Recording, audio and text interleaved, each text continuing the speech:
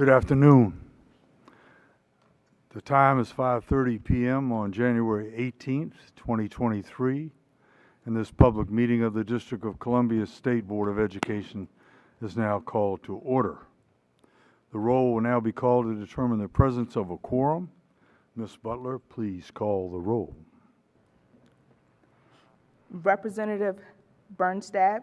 Present. Representative Burgess. Present. Representative Wages. Representative Washington. Present.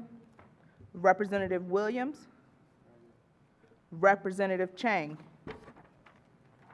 Representative Goulet. Representative O'Leary. Present. Representative Henderson. Present. Representative Best. Present. Representative Thompson. Present. Representative Reed. Present. Representative Patterson. Present. Foreman, you have a quorum.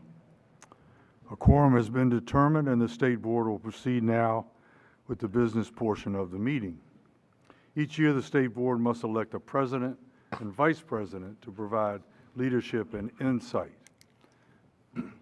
As the longest-serving member of the State Board, it is my honor to serve as the election officer for the role of president.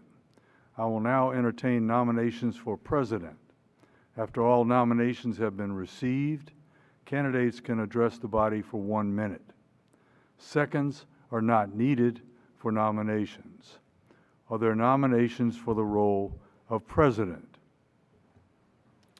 Sir, I nominate Ebony Rose Thompson for president.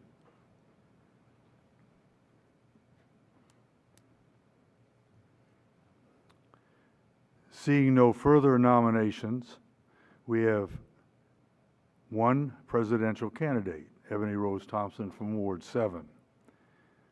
You may have 1 minute to speak. All right, I promise to use less than a minute because I value the board's time. I want to thank Representative Patterson for the nomination. I look forward, I guess, to continuing to serve in leadership and supporting my colleagues. When I took on the vice president role, one of the things that was important to me was starting to build more capacity for all the work the board has to do. As we learned at our new member orientation, we actually do have a lot of powers. We have 16 statutory authorities, and quite frankly, we don't have all of the supports and resources we need to do those things well. That does not mean that we do not have the will.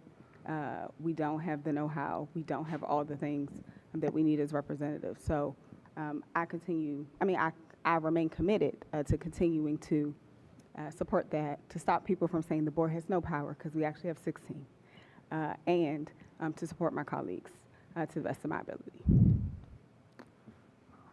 Thank you. The motion is on the election. No, that's not right. You will call the roll. Do you have to do that? All right. Executive Director Butler will now call the roll.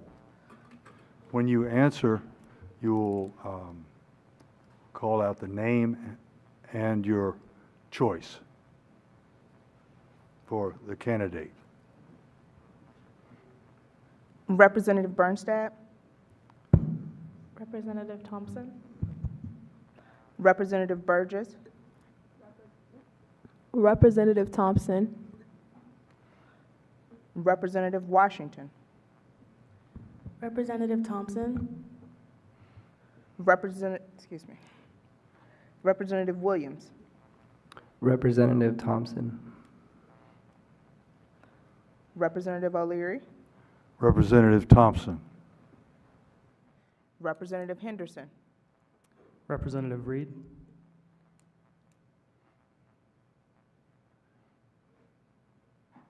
Representative Best. Representative Thompson. Representative Thompson. Representative Thompson. Representative Reed. Present. Representative Patterson. Representative Thompson. Representative Goulet, Here. We're voting on the Yes. one candidate. Yes. Support yes. You have to name, you have to Sorry. name. Is this for the president or vice president? President. I support Ebony Rose Thompson. thank you.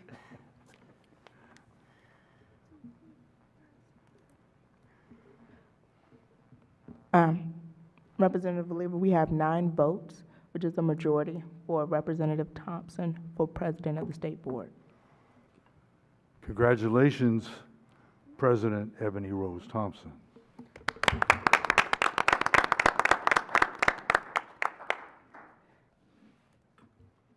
All right, so we're gonna do We a will little, now do the ceremonial moving of the seats. we're gonna do a little shuffle. It's a thing.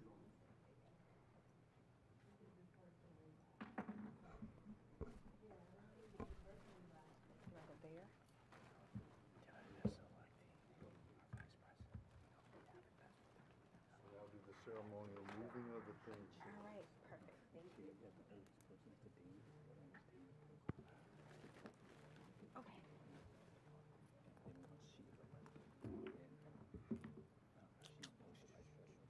All right.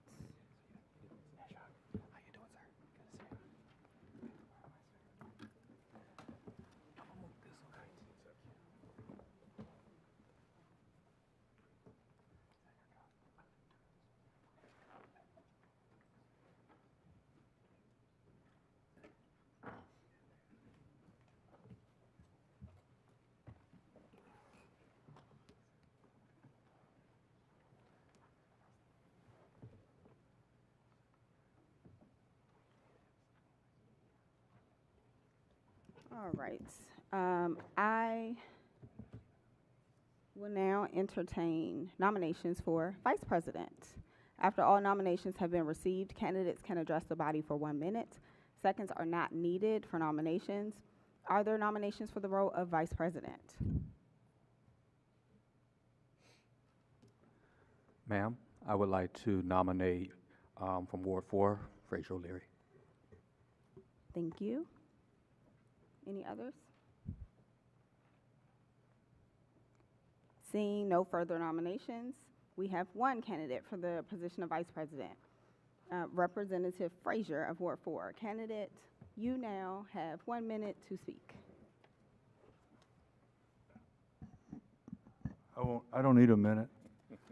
I humbly accept that.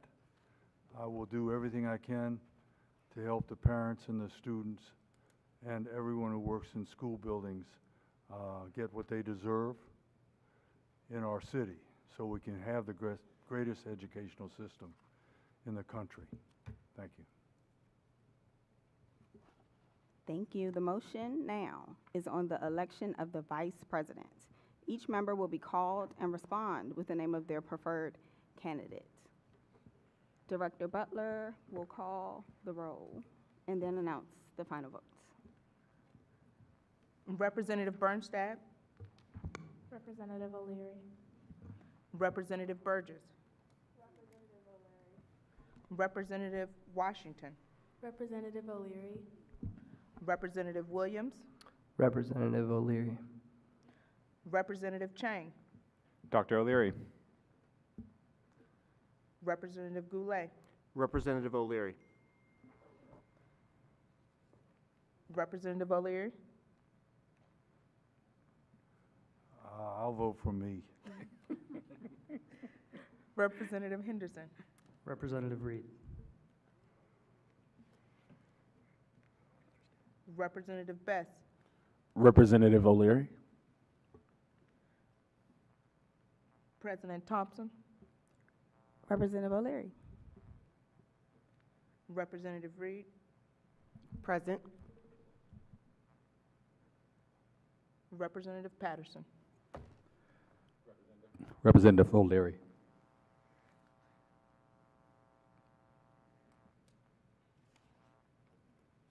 By a vote of 10 to 2, Representative O'Leary is our new Vice President of the DC State Board of Education.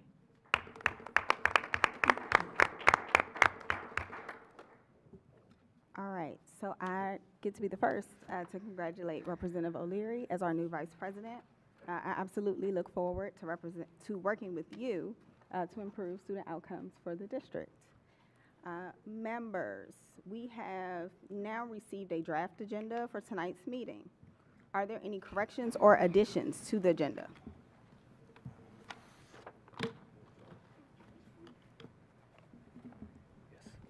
Okay. They do. Sorry, we should have switched again. Yes. I'm gonna assume that still means no corrections or additions other than the switching. How you doing, sir? Good to see you. Nice to sit next to you.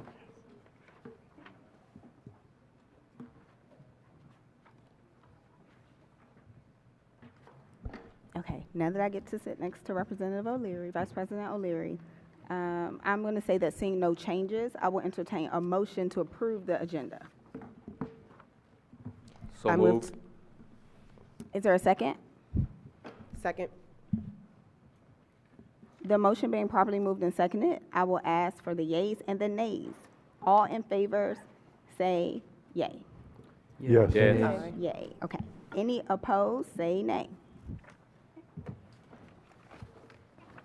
Perfect, the motion is approved. Members, we have the minutes from our January 4th new member orientation and January 11th working session before us. Are there any corrections or additions to those minutes?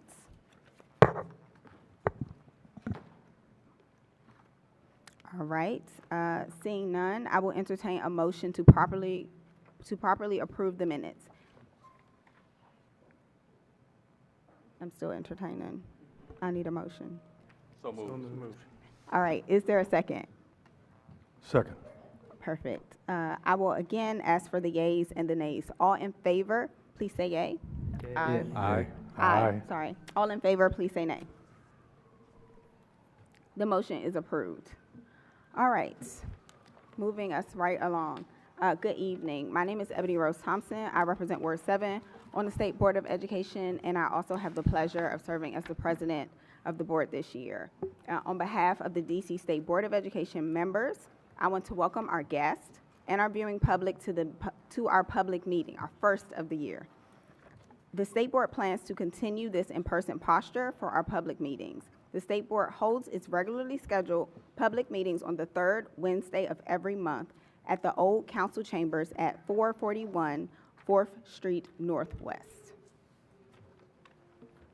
The meeting is being broadcast live via the District Knowledge Network and live streaming via the State Board's YouTube page at SBOE. Before I get to a discussion of the items on this evening's agenda, I want to take a moment to share a few updates and highlights from the past month, even though we're only 2 weeks and some change in. The board is delighted to formally welcome our newly elected members, Representative Best, Representative Henderson, Representative Goulet, Representative Williams, to their first public meeting on the dais. The SBO team, led by Director Butler, had the agency's first ever full new member orientation and worked to bring new members up to speed on the existing work streams to lay the foundation for their future work on the State Board. Over the last month, the State Board has dug into the draft social studies standards with the guidance of our new education standards specialist, Kathleen Coughlin, and her presentations from the Deputy Mayor for Education's office on the upcoming Master Facilities Plan and Boundary Study that will kick off later this spring.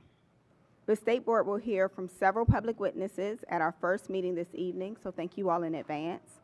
We look forward to hearing from you all in person as you share your testimony on the draft social studies standards, proposed legislative reforms to the district's education governance structure, the current infrastructure and facilities needs in public school buildings, and other important topics. The State Board will also consider a ceremonial resolution honoring the life and work of former Ward 7 representative and my predecessor, Karen Williams. The entire State Board is better because of her service, and we are deeply grateful for her contributions. Finally, We will vote to adopt the revised calendar of the State Board working sessions and public meetings for 2023. Thank you, staff. Our next official meeting of the State Board is our working session on February 1st, 2022. I am now pleased, 2023. We got a couple days to go. February 1st, 2023. I'd like to turn now to our State Superintendent, Dr. Christina Grant, at this time for any statement she has tonight. Thank you so much, President Thompson, and that feels great to say. Thank you all. Happy New Year and Happy New Board. Congratulations once again to the new leadership, President Thompson and Vice President O'Leary. It is a great fortune as a superintendent to have not one, but two, but three consecutive leadership shifts that allow for the continuance of work, collaboration, and partnership and service to our children. Both of you, individually and collectively, work very hard every single day to not just push our organization, push the work of our city, but just be true heroes for your community. And in these current days and the days ahead, I am just thankful for your support. And so truly, congratulations, and I'm ready to get started and look forward to Bernice scheduled a meeting with me to meet with leadership, and so I don't know if you know, but we'll be meeting this Friday to dig in. So thank you all. I'm pleased to join all of you to give you updates on some of our shared priorities and to discuss current issues and give you an introduction to one of our very new important hires at OSSI. Before I begin, I do want to take a moment to extend a heartfelt hello, hi, this is me in person, to our new State Board representatives. Representative Best, who represents my ward, so I could be biased there, but Representative Best, Representative Goulet, Representative Henderson, and Representative Williams. I'm excited to meet with each of you individually. Thank you so much for taking up the opportunity to meet with me, learn more about your state education agency and the work that we have done and the work we will continue to do together. I also want to welcome back our representatives, Representative Chang. We will continue to do the great work of literacy together. I'm really excited and wish you were at our school visit this morning. We were at Turner Elementary with Secretary Cardona. DCPS has yet again won a Connected Schools grant, and we were highlighting their efforts, and you would have just been blown away at the literacy instruction we saw and the science of reading in action. It's hard to help people understand what it looks like, but a teacher was doing phonemic awareness with color blocks and teaching students literally the science of reading, so much so that the secretary, we were like, sir, no, he was like, no, I want to see how this is gonna end, but it was a wonderful learning opportunity. And so Representative Reed and Executive Director Butler had a chance to share in the visit, and it's rare moments where we get to show the Secretary of Education just how aligned and how powerful DC is, and this morning was one of those opportunities. And I know that as a board, you should be very proud of our schools and what we are able to show the country we can do. So I was going to send you a long, mushy note about that, but I just thought I'd tell everyone. I'm really excited to welcome back our existing student representatives and get to know our new ones. You all play such a critical role in the work that we do on behalf of students, particularly when we have questions or thoughts about what we should be doing in our high schools. And your voice is very, very important to us, so please know that we will be tapping you into a lot of conversations. This is really an auspicious week as we begin our work together. I do think the start of the new year is more than just the changing of the numbers on a clock. It is an opportunity to reset, reflect, and then also set some bold, some people set New Year's resolutions, but I do think that we can resolve to do this work together and push forward. And so, we rush a lot in DC, but I do want to take a second and just stop and talk about the meaning of Martin Luther King Day and share some of the reflections with all of you. It wasn't that long ago that Dr. King marched down the streets of Memphis, Chicago, Selma, and gathering right here in DC at the Lincoln Memorial to call and open the great vaults of opportunity in our nation for citizens of color. In fact, within my parents' lifetime, companies and landlords that used to refuse to employ or rent to someone because of their race. My father was raised in the Jim Crow South. I talk about that often. My father's no longer with us, but my parents would be both in their 80s, and they both grew up on sharecropping farms. And in the broad sweep of history, I can go and say that my parents were sharecroppers, but their child is a state superintendent. And so even in the midst of hopelessness or angst or feeling like the work ahead is so insurmountable, I do just want to ground all of us that we still are within a blink of Dr. King's dream, and it plays out in the lives of our children every day, and it certainly plays out in mine. We're still a nation divided by access to opportunity. Our educational outcomes are still too far apart. This, more than anything else, is what propels me to do my work in education. I assume it's what brings you all to this dais and to do your work. After all, I know from personal experience the transformative power that education can have to uplift, to expand, to create new horizons of opportunities. 12-year-old Christina could not conceive of, I won't say how old I am, but here we are doing this work, and it's because someone believed in my education opportunity, and that's the work that we endeavor to do together. We will work hard to close our gaps, and I look forward to doing that with all of you. I'm clear-eyed about the challenges facing our nation, but I'm also clear-eyed about the challenges facing DC, and I'm proud of the work that we have done and the work we will continue to do. Under the last state board, we accomplished so much. We moved forward with the new state accountability plan. We established new educator-provider regulations, which you will appreciate. We were being pushed on the work we are doing to make sure that teachers are trained in the science of literacy before they get credentialed. It's a through line to the work that we do want to do with our existing teachers. Like, what does it mean to stand before our children and teach them? And that's work we did together. We've updated our attendance regulations, and yes, there are over 30, but they matter. And we updated our community service requirements, and together, this board will revise the social studies standards for Washington, D.C.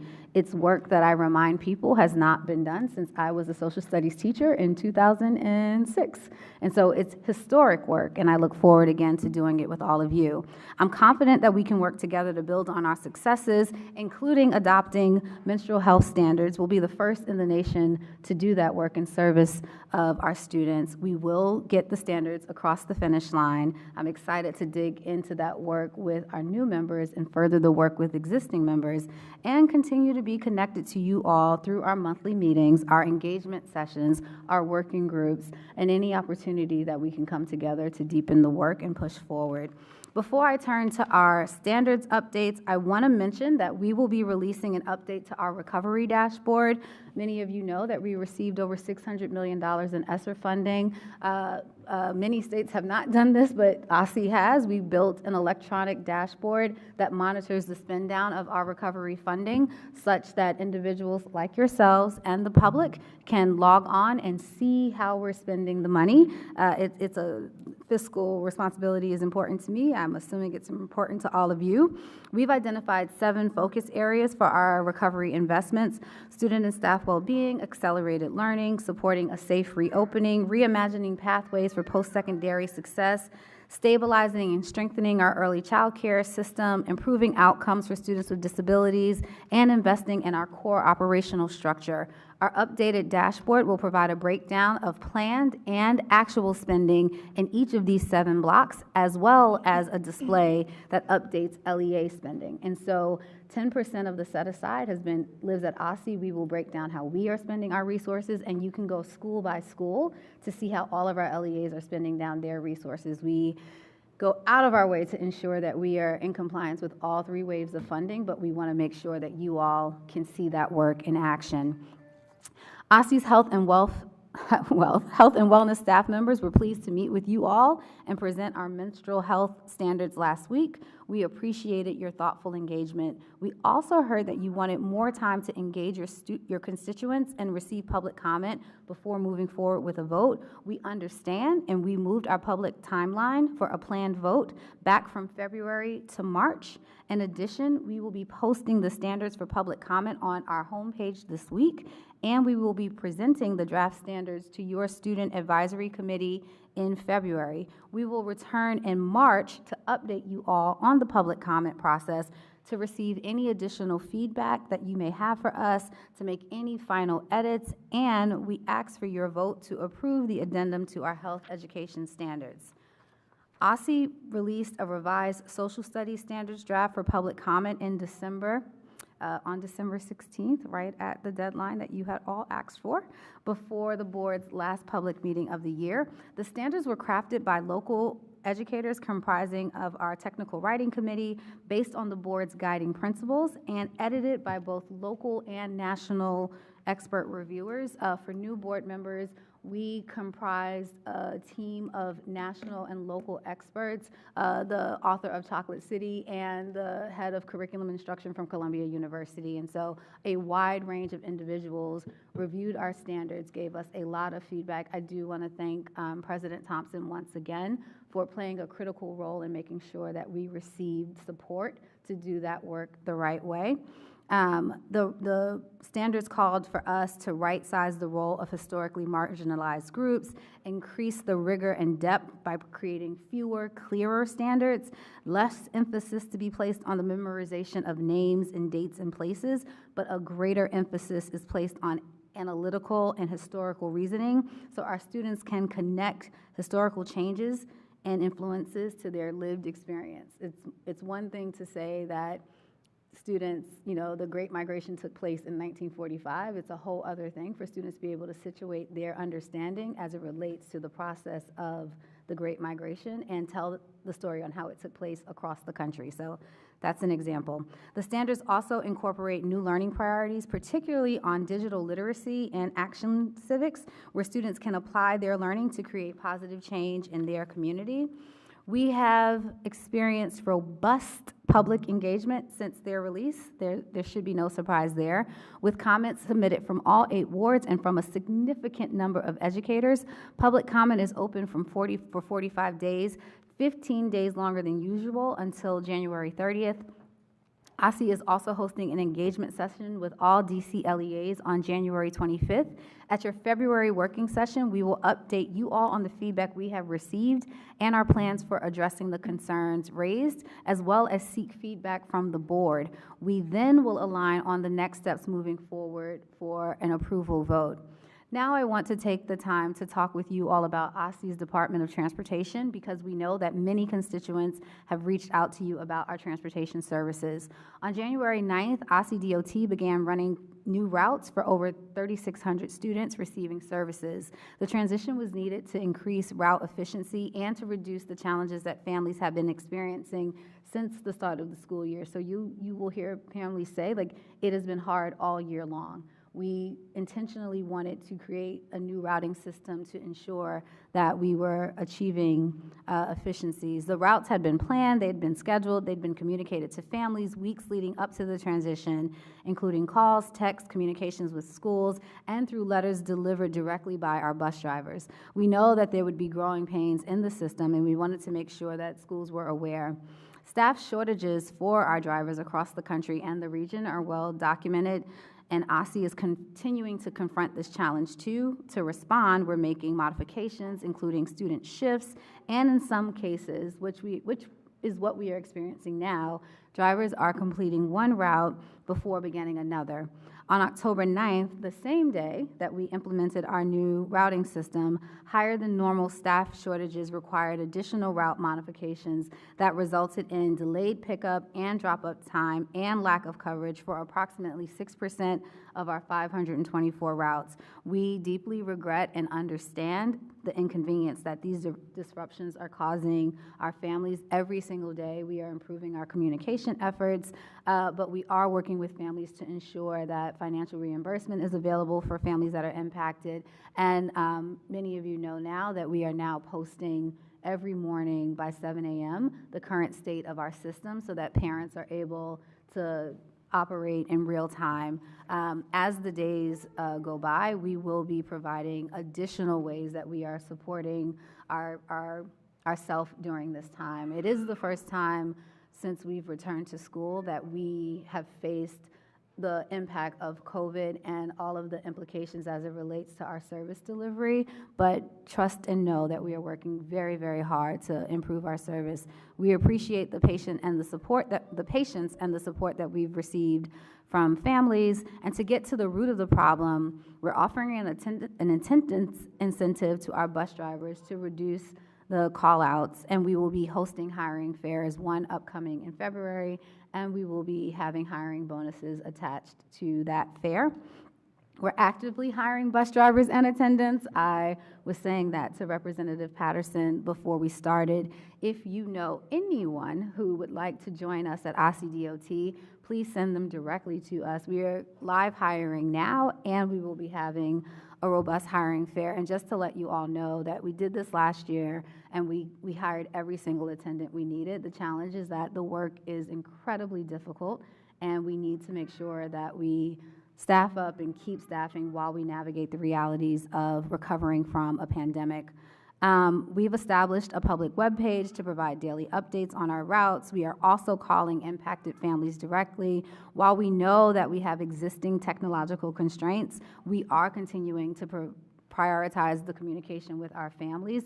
This plays out every morning from 4 a.m. until 7 a.m. And so I want to ground people in the real-timeness of the work. In addition, he is not with us this evening because he is attending a parent meeting at one of our most impacted schools right now, but we are excited to announce that we do have a new director of transportation, and he is leading this challenging work right in the midst of the work. Michael Riley served as Senior Vice President and General Manager of City Sightseeing DC.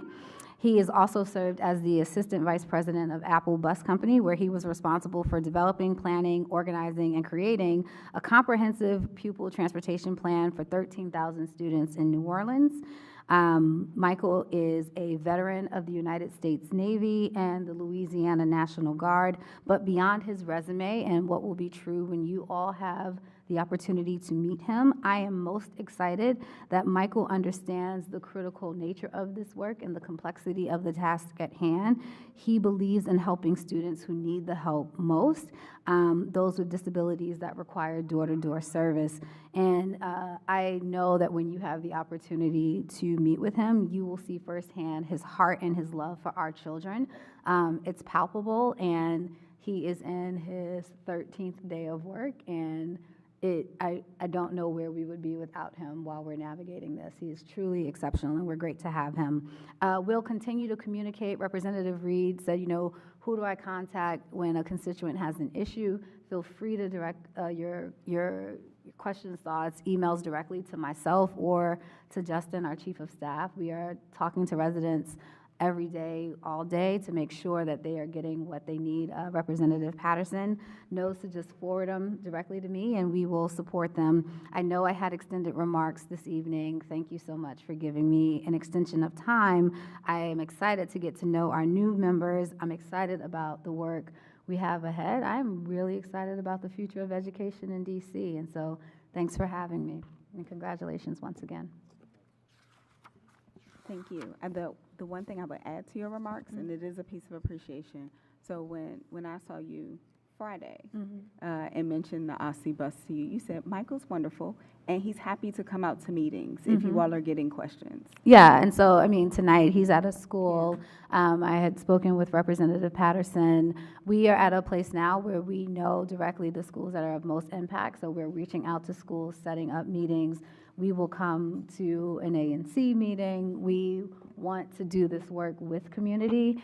There is short-term work to get ourselves out of our current state, but there is future long-term work that we have to do together to have a true transportation system and set of policies and regulations for these students. And so I look forward to doing that work with you all, and Michael looks forward to doing that work with you all as well. He walked in the MLK parade and got a chance to meet all of our schools firsthand. And so again, thank you. Please let us know how we can come out and engage in this conversation with community. No worries. Thank you, and we appreciate the engagement. We do not have a expert panel tonight, but the public is absolutely expert. So I am now going to turn us to public comment. At every public meeting, we hear testimony from public witnesses on education-related matters. Your comments become part of our official record. If you would like to speak at a future public meeting, please sign up on our website at sboe.dc.gov or contact our staff by email at sboe@dc.gov or by phone at 202-741-0888. Tonight, we have 12 individuals who have submitted public testimony. We will hear from those in attendance, not in a single panel, in probably 3 panels. Each witness will have up to 3 minutes to provide comments. Please note that you must use the microphone at the table. The microphone should be already on.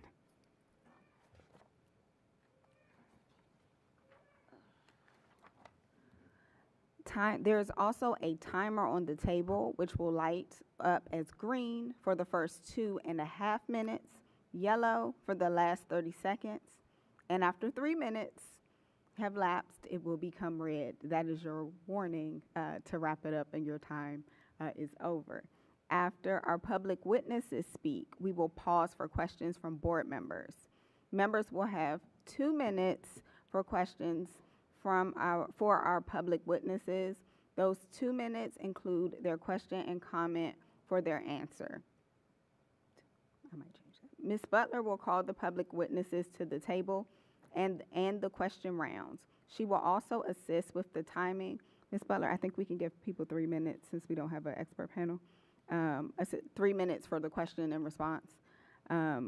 She will also, with the timing to ensure our members stay within their allotted 3 minutes of time. Ms. Butler, you may now begin asking public witnesses to come forward to the table. I'm going to call 4 witnesses at a time. Joseph Peltak, Laura Fuchs, Amber Eby, Natasha Janifer.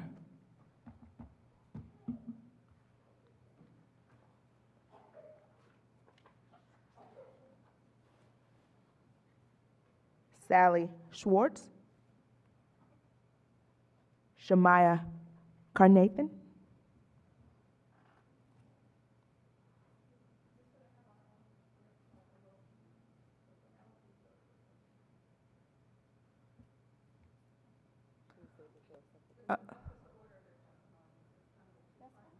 oh, okay, no problem. Great, can we have Miss Penelope Morris and Ms. Shemaya Carnathan? We're going to start here on the end with Mr. Joseph Peltak.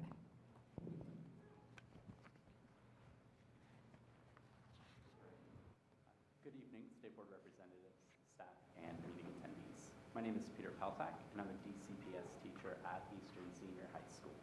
Thank you for allowing me time to speak this evening and give thoughts on the district's progress on teacher retention.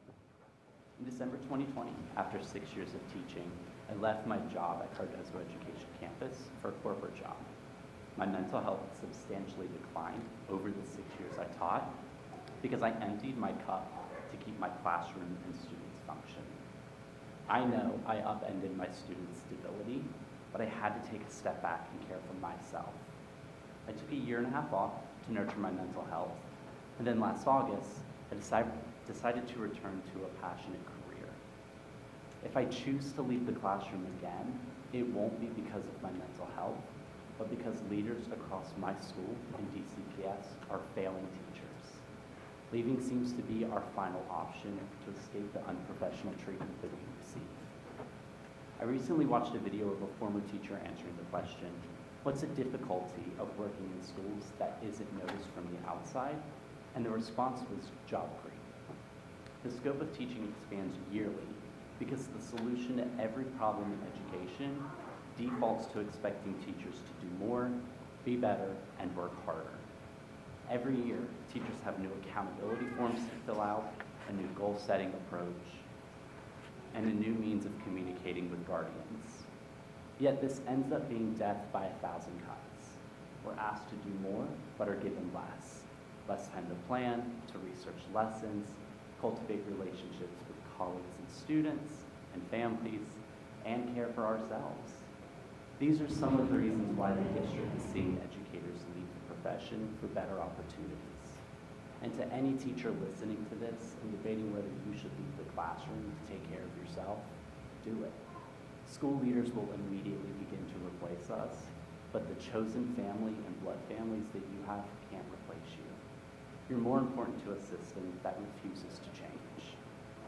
What disappoints teachers the most is that as elected officials with 16 statutory powers, you all should be the ones in the room pushing City Council, DCPS leaders, and Mayor Bowser to pass legislation that not only has the support of all teachers in the district, but overhauls the system that continues to mistreat us. You've researched the issue and sent your recommendation to DCPS leaders for them to handle. They turned around and testified to City Council that teacher retention really isn't an issue. These discrepancies shed a light on how much these leaders value teachers.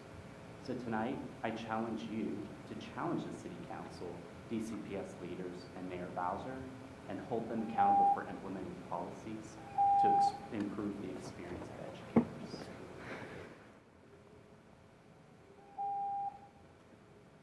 educators. Sorry, Ms. Fuchs, before you start, I got one text message saying that mic is not clear.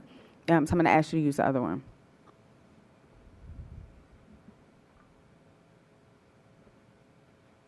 Hi, does that work?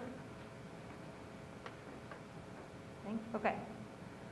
So I'm here to testify on the social studies standards. I'm going to be here probably over the next however many months doing the same thing because my testimony is really long and this was just 2 hours worth of work and it's 7 pages single spaced and trust me, there's a lot more to be said. So you'll see me a bunch on this. I'm going to start with just my key takeaways, which I'll just keep repeating. I kind of divided into different parts. One is guiding principles. So I was on that committee and what my thoughts are that standards are the bare minimum that students have a right to learn. It's about a right to learn. When you put those in a standard, you are saying to students, you have a right to learn this. It's not about you have to learn this, it's you get to learn this. And we're in a district that's in a constant race to the bottom when it comes to what you get to learn and what you get to do. You can just look at elementary and middle schools and how hard we've had to fight for social studies to even be taught explicitly because it's a constant race to test prep. And so these standards are something that we can then say, you have to provide this opportunity to students. And so they're incredibly important and they're not something we should take lightly. And currently, just having really the time, frankly, to read only one set, I chose to read 10th grade World History 2. It is the one I've taught the longest. It's the one I'm the most passionate about. And it is the set of standards that often I think get kind of pushed to the side. They're also a tough one to teach because it's hard to divorce yourself from teaching them as the West is driving history and everyone just sits around and reacts to it. But guess what these standards just did? They framed it 100% as the West drives history and the rest of the world is reacting to it. The content that is written explicitly is all but one reference to the West. All but one. Education Revolution. And it's optional. So what? I'm sorry, so I'm digressing. There's going to be a lot more to this. But give me a break. How is this possible? How did this get printed? How did this get written? How are we allowing it to proceed? I know that's not the intent, but that is the effect, and I'll get into that. Probably not today, because I'm almost out of time, because I'm digressing. Implementation and timeline, we have time. There's no way DCPS can get everything together where we could be teaching these standards in August. It's not happening, so we don't need to rush through over the next 3 months and push this out. We have time to do this, It's going to take time to create curriculum, to create what we need to educate me as an educator as to what I would need to do. So we don't need to rush, and right now it feels like a rush, and considering how terrible World 2 is, that alone should be disqualifying. So you'll get to see it. I just sent it not that long ago, so I know it's not with y'all right now. And I'll be back a lot to talk about this.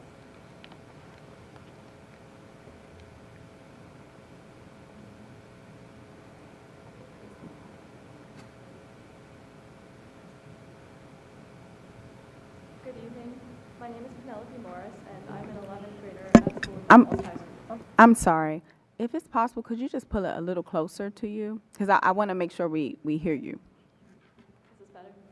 A little bit, yes. Good evening. My name is Penelope Morris, and I am an 11th grader at school at Wells High School. We are from Japanese Plus, a Japanese language, culture, and career exposure program for DC teens. And today we would like to talk about how the district can combat anti-Asian and Asian American hate through education. During the pandemic, as we've all seen, there has been a dramatic rise in hate crimes against Asians and Asian Americans. And as students of the Japanese language and culture, and Asian language and culture in general, we feel that it's important to make our voices heard in the fight against AAPI hate. In 2021, when the DC Social Studies standards first went up for public comment, we testified before you to demand that the standards be more inclusive of Asians and Asian Americans. We determined that the standard needed to include more AAPI and Asian culture, start introducing AAPI content in earlier grades, and include plans for directly exposing students to AAPI people and culture through programs such as field trips. However, in looking over the newest draft of the standards, we realized that none of our recommendations were followed by the Office of the State Superintendent of Education, and in many ways the standards have regressed in their inclusion of Asians and Asian Americans. Today, my colleague and I would like to present several complaints regarding the changes to the standards as they relate to the inclusion of Asians and Asian Americans. The first observation we would like to share is the lack of standards that mention Asian and AAPI culture, especially in the early grades. Asia is explicitly mentioned for the first time in the second grade standards, and the few standards that mention Asia explicitly are extremely political. Not enough time is spent on other aspects of Asian societies. When Asian culture is mentioned, the standards are incredibly vague, such as in World History 1 Standard 33, which asks students to analyze the role of culture in Asian government. None of these standards go into depth enough to ensure that students receive a thorough education in important aspects of Asian and AAPI culture, such as language, societal values, and the arts. But if the students were exposed to Asian and AAPI culture more often and from an earlier age, they would better understand the diversity of their communities. In a similar vein, the standards focus mainly on China, India, and Japan, with a few mentions of Korea. This neglects the vast variety of Asian and AAPI cultures and histories that have developed on the continent and contributes to the stereotype that Asian cultures are a monolith. Therefore, we recommend that the standards include more specific, explicit examples of a range of countries in order to better support the concepts that students learn. For example, in World History 1 Standard 23, students are expected to compare the rise of empires across the globe. But instead of solely examining China, as many curricula do, the Mongol Empire and Taiwan could be used as examples of this concept. If students learn more about individual Asian countries, they will better understand the diversity of Asian and Asian American cultures, and will therefore be better informed and aware about the cultures of Asian community members, which is an essential first step toward reducing anti-Asian hate.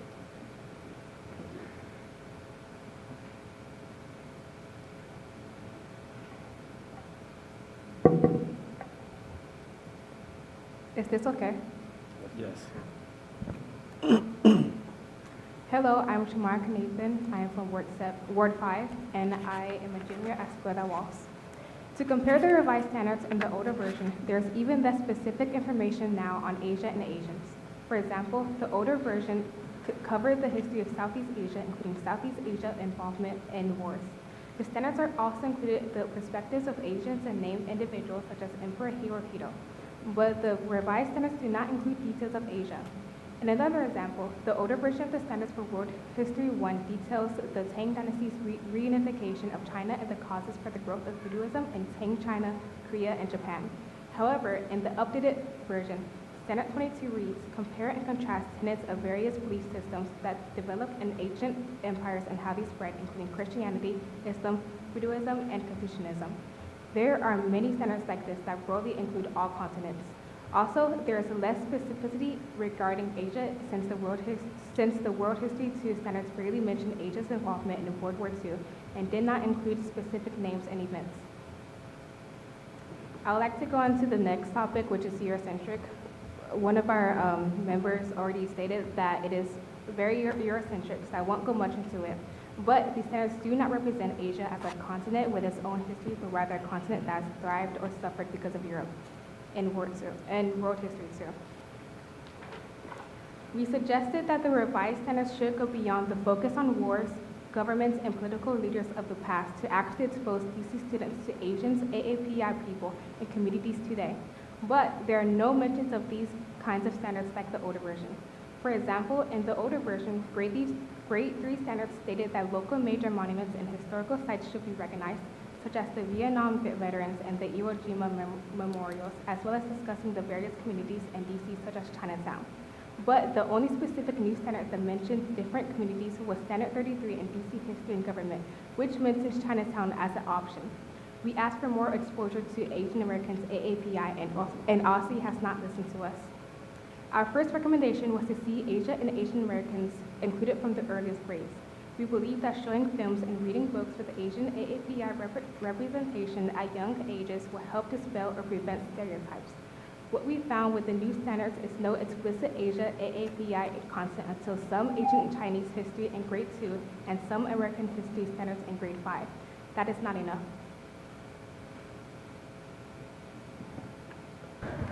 Thank you all for your testimony. At this time, we are going to create a space for members to ask questions. You will be called in the order of arrival, starting with our student representatives first, followed by our elected state board members. Representative Bernstadt. I don't have a question, but I have a comment. I don't have a question, I have a comment. First, I think that we see a lot of trends in the social studies standards that y'all mentioned that span across just all different issues. For example, like y'all talked about how when Asia or Asian identity is mentioned, it's in the political sphere. That's the same for Judaism. Judaism is mentioned very few times in the standards, and when it is, it's often in relation to fascism, which is like not the way that we should be teaching history of peoples.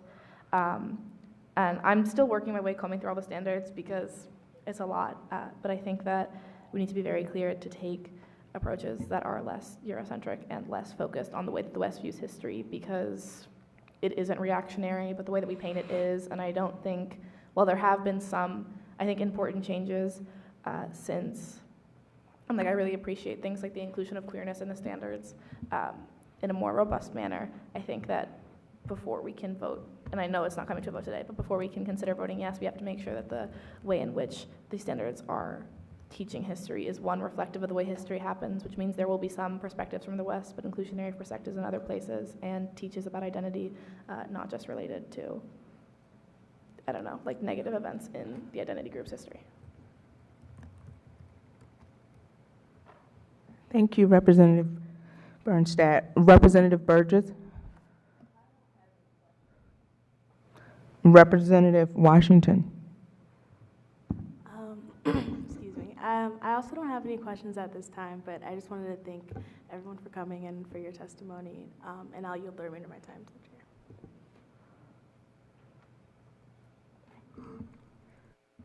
Thank you. Now we'll start with our elected board members. Representative Best. First, I just want to say thank you for taking the time to dive deep into the social studies standards. I also want to say it's always empowering when I see our students take control of their education, so I just want to say thank you for coming up here and shedding some light on some issues that you see. As we sit here just a few days removed from Martin Luther King Day, it makes me think of one of his quotes, and he said, "The function of education is to teach one to think intensively and to think critically."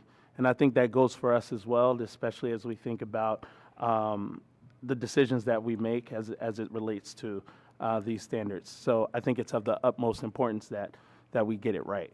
With that, I don't have any questions. But I would like to say that I definitely would love to invite all of you to our first public engagement meeting on our social studies standards. We're going to hold those at Friendship Chamberlain on the 25th at 5:15. Your voice will certainly be appreciated, as people need to hear from you all, especially our students and teachers as well who teach the content, so that they can understand what is going on. Thank you. Thank you. Representative Henderson? Thank you all for coming. As President Thompson said, you are experts, and we appreciate you bringing that expertise to bear here. My first question is for Ms. Fuchs. As someone who worked on the guidelines, could you speak to the gap between the guidelines and the standards that you see? Was there a disconnect across the board? Good on some guidelines, not as good on others? How would you describe that gap? So I wasn't on the technical writing committee by choice. I thought they'd be talking about content and like just parsing out words. Turns out they just eliminated the content and they solved their problems with themselves, apparently. But basically, I think the intent is not a bad one. I don't think they intended to write literally a white supremacist version of modern world history.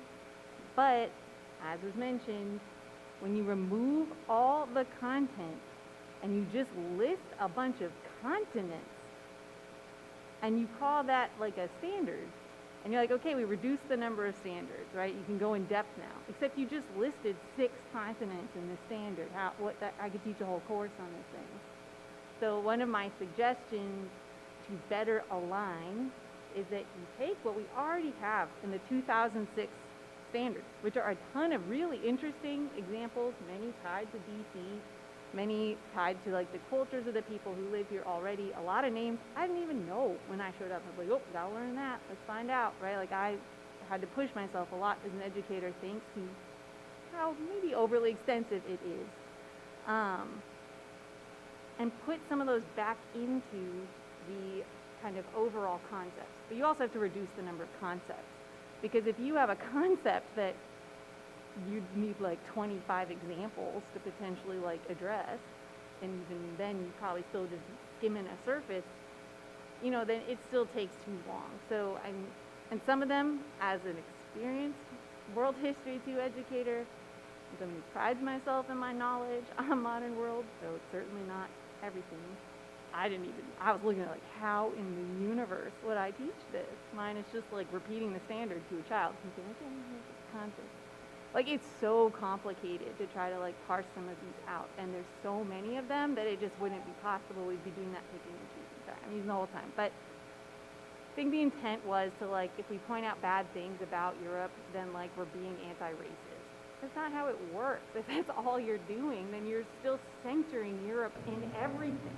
Centering America in everything and saying that, right, that other continents are just sitting around waiting to get messed with, and that's their entire history. And it's not. And it's hard to teach modern world and not fall into that trap because it is there. Like, the standards already kind of support it, but this just amplifies it. So overemphasis on the hard histories, the anti-racism, maybe at the expense of the overlooked groups. Accomplish what they hope it does.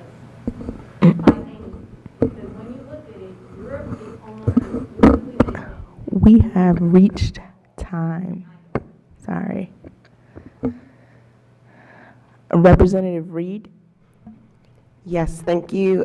First, apologies to the students when they were testifying. My dad is able to call me even when my phone is on mute, so I apologize for that.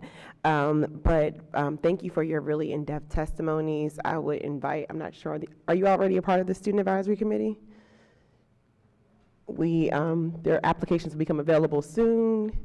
Please apply, tell your friends to apply, because we need students who are civically engaged like yourself. And getting the word out. What'd you say? Oh, applications are open, so share. What else? Joseph, thank you for your testimony. Today I was talking to an educator, and I was like, how are you? And they were like, I'm good, and waited a little while longer, and she was like, none of us are okay. I know that it's going to take longer to get all the supports that are truly needed in place, but what are some immediate things that we could work through, either process right now, budget cycle, what's available to kind of lighten the load if possible, because I'm getting that response from a lot of people. I would say the easiest lift right now is really pushing City Council and the mayor to sign our new contract. I think the pay increase will be one of the biggest differences that can be made. The other things is just making sure that all special education students in our district are adequately receiving their services. I do know some teachers, myself included, that have 19 students in one of their periods, and there is not a secondary teacher. And so as the primary teacher of record, I, along with many of my colleagues, are the ones that are doing the modifications and accommodations for students all over the spectrum. So I think our special education students really are getting a lack of services across the district. The other thing would just be building in mental health time for teachers. And most importantly for me, I stick to contract hours at this point, and I do that so I can take care of myself. Other teachers don't have that opportunity. And so allowing them time with flexible scheduling and like how the teachers and students attend school to do work within their contract hours. Those are some of the biggest things that we can push now, even into the next school year, to allow teachers extra time to lesson plan, collaborate, but also to take care of themselves. Have 30 more seconds if anyone knows of anything else. Oh. We need the mayor to give the contract to the council, and then we needed to negotiate the next one in good faith. Our working conditions have not substantially changed since Michelle Reed. That is what we're working with.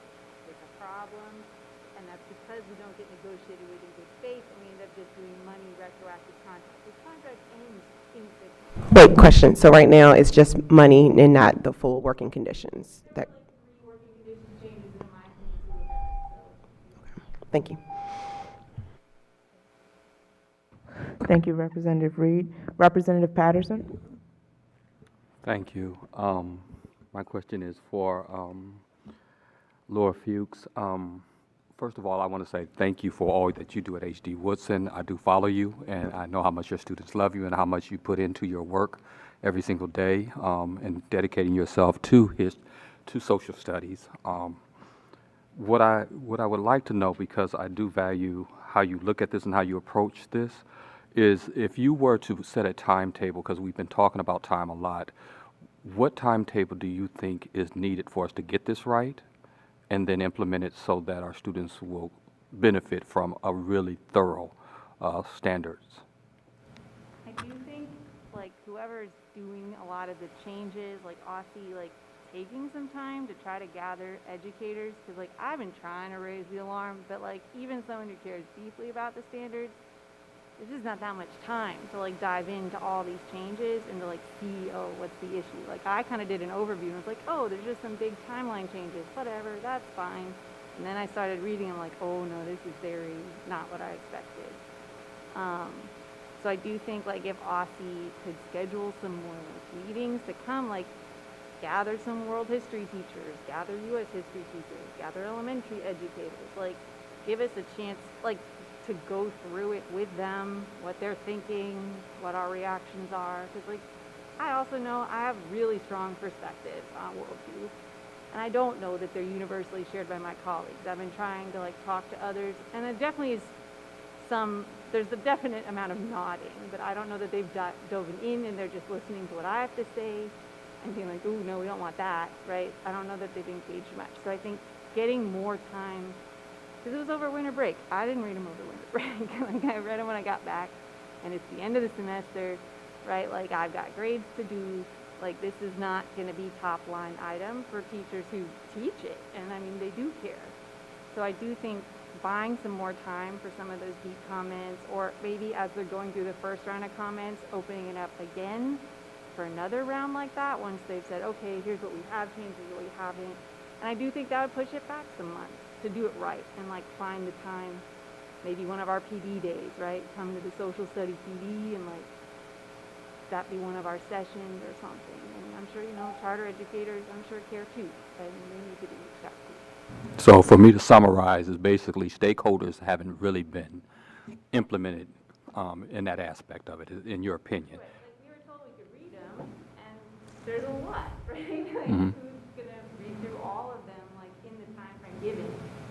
That's why I said I just picked one, because like, well, I hope someone else is reading 11th grade, because I'm going in on 10th, and like, that's the one I can mentally process. But like, currently I teach all 12th grade, I'm not even on 10th grade right now, and I glanced at it.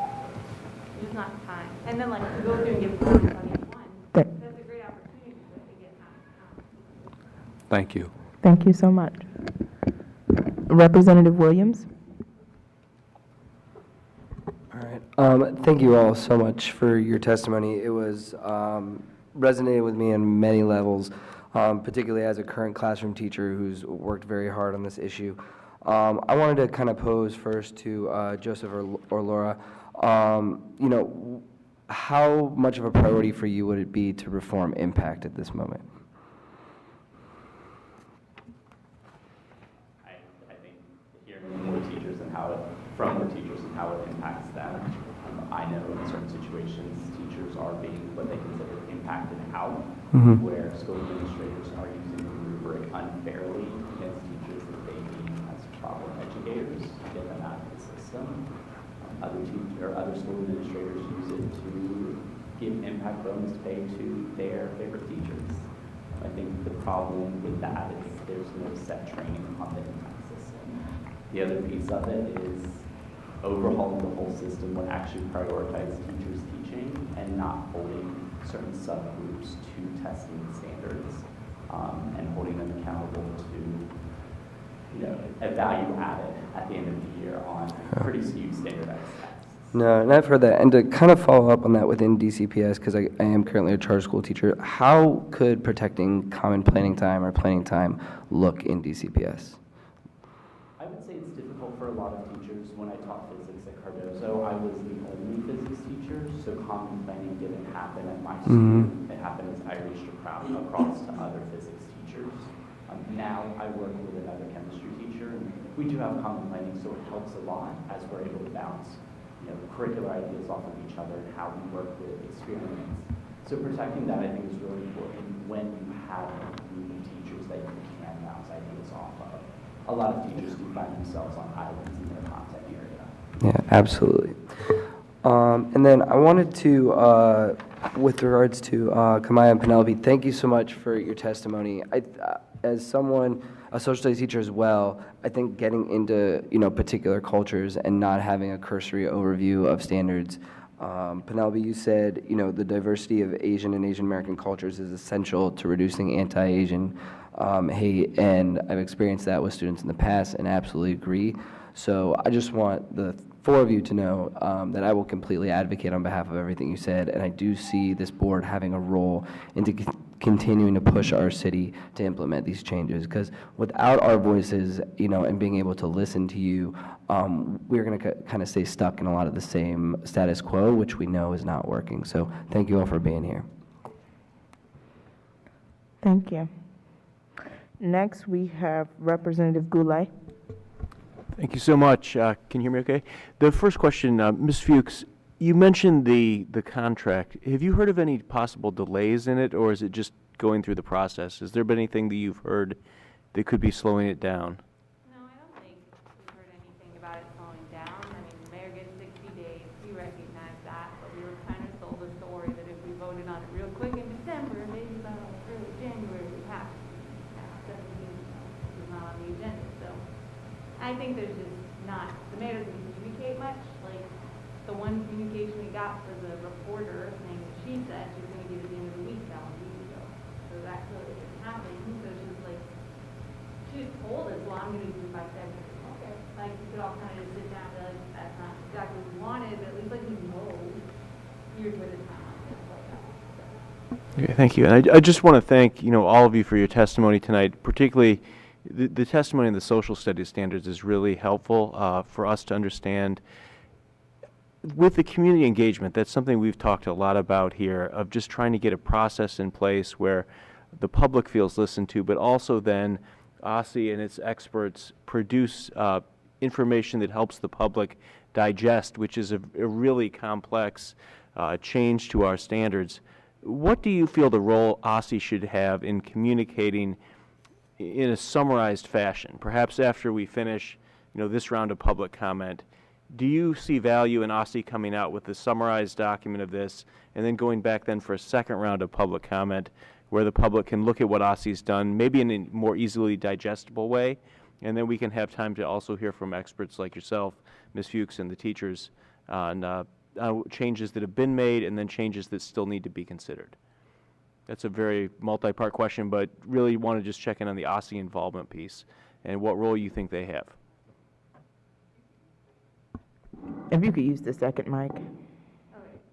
I mean, my thoughts on that are that, I mean, some of that stuff sounds really good. I think, like, they did provide an overview. The problem was the overview, like, from what they saw as big picture and then what I saw as content removal big picture, which I don't think they mentioned, because to them, I doubt that's what they believe they did.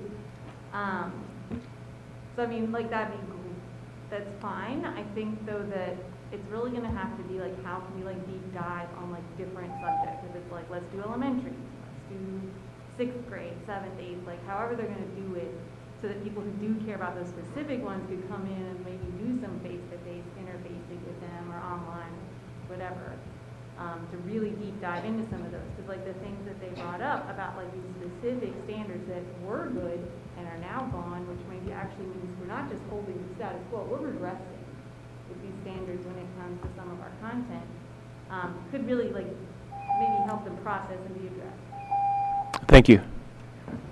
Thank you. Representative Chang.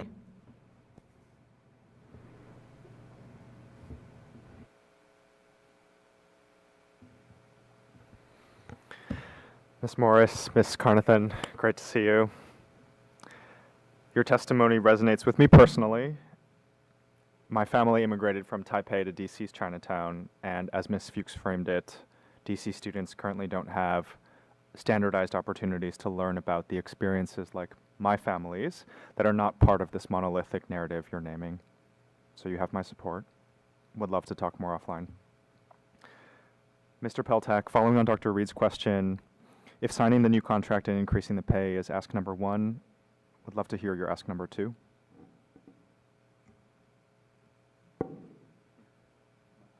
I would say ask number 2 is bringing teachers to the table and reimagining what education should look like for our students in the district.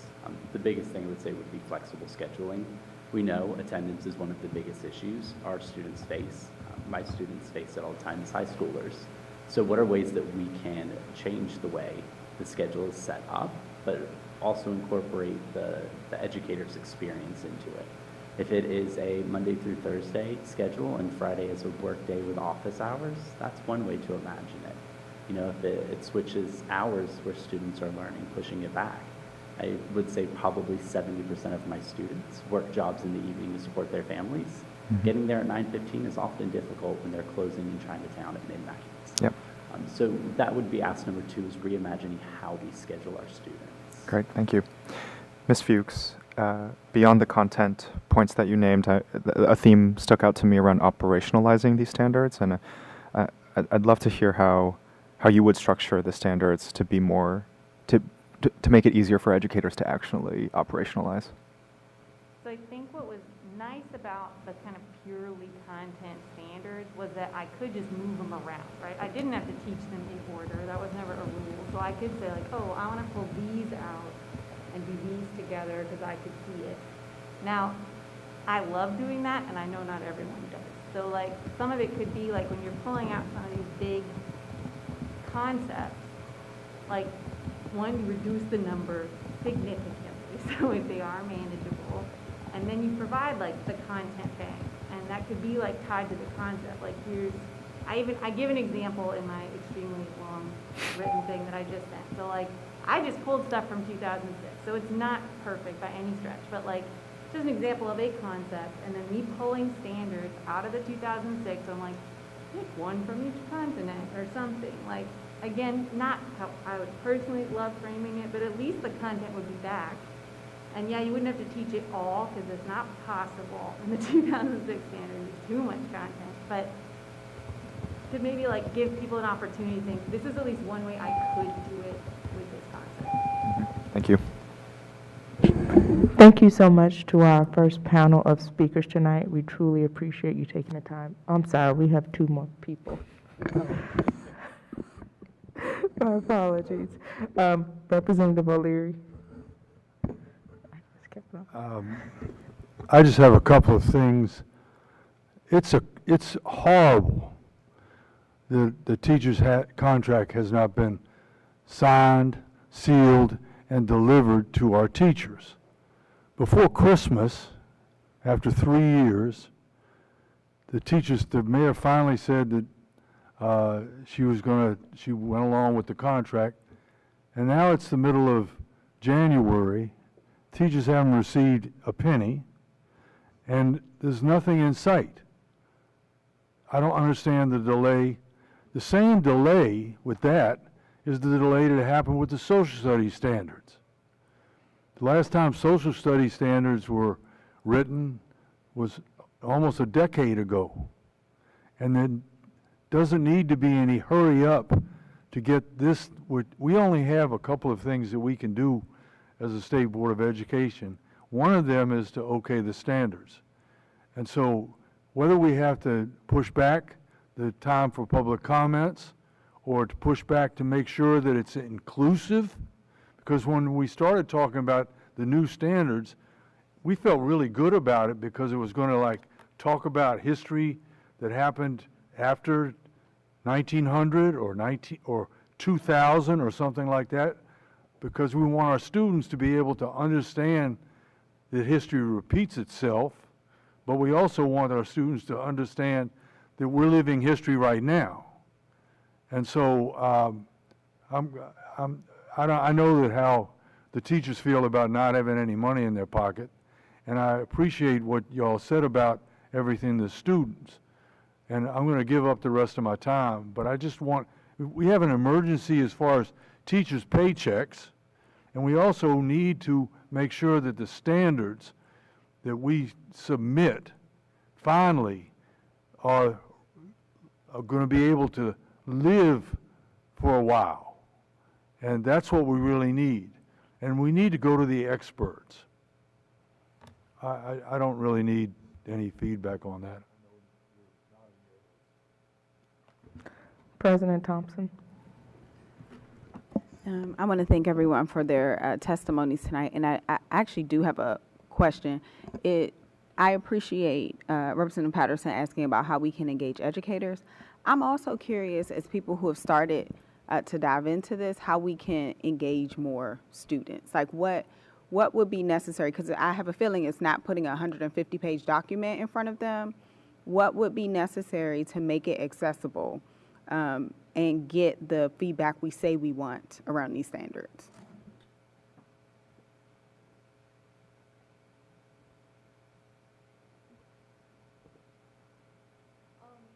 Well, I think one way that you get valuable student feedback is to create a distilled version of these standards that students could easily digest and then critique, and also provide a way for them to give feedback efficiently, such as a form online or something that a lot of students are really busy and it's hard to find the time, even if we really care about this kind of thing, to critique the standards.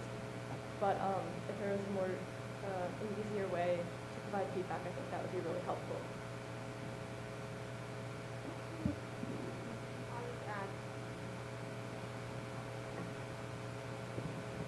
I think like some of it is difficult because intentions are good. It's not like I think anyone came at this with ill intent, but it is like, it's hard to see like what they pointed out, right? Like I can see them like listing a bunch of continents, and it's like, yeah, we've covered it all, right? Like that's, I think, how the people writing it felt when they did this world history. Like, yeah, well, you could mention all those things. That's right, could, but it's not in there, and you'd have to know to mention those things. And I'll just be honest, world history is just not one of the super well-covered ones, even when you're training to become an educator. Like, part of why I love doing it is because I was trained to do it. But, so I do think, like, part of it would be maybe, like, bringing up some of the critiques that have come up that you've heard. And, like, just seeing what people even think about it. Not whether or not they agree that they exist, but just, like, do you agree that, like, this is important? Is it important to have, AAPI in there? Because I think, like, you wouldn't necessarily see that it's missing just by looking at it if you're not looking for, like, these are things we know are important. Can I find it in here? And you're like, oh, I didn't find it. Right? It is hard, I think, to kind of distill this stuff, which is, it's not on anybody, it's just hard. But maybe bringing up some of the critiques that you've heard and come up and like getting people's feedback on those could help identify what they care about. Like, do you care that this isn't in there? Okay, well then maybe we put it in there. Thank you. I would invite, and this can go beyond the panel. If there are people who have thoughts or ideas around how to do this, let us know, because we're trying to do it. Thank you, elected members, for your questions. Panelists, thank you for public witnesses for your comments. If you send us a copy, we will keep them on file and make sure that they're available to the public who could not attend tonight. If you can go back to your seats, we'll call the next set of public witnesses.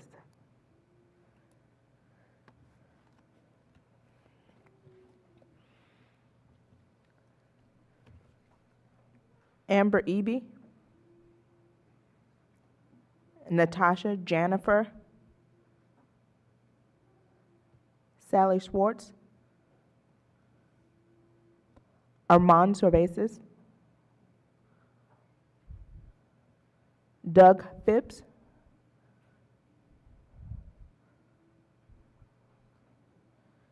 Eric Martel, Alicia Dorsey,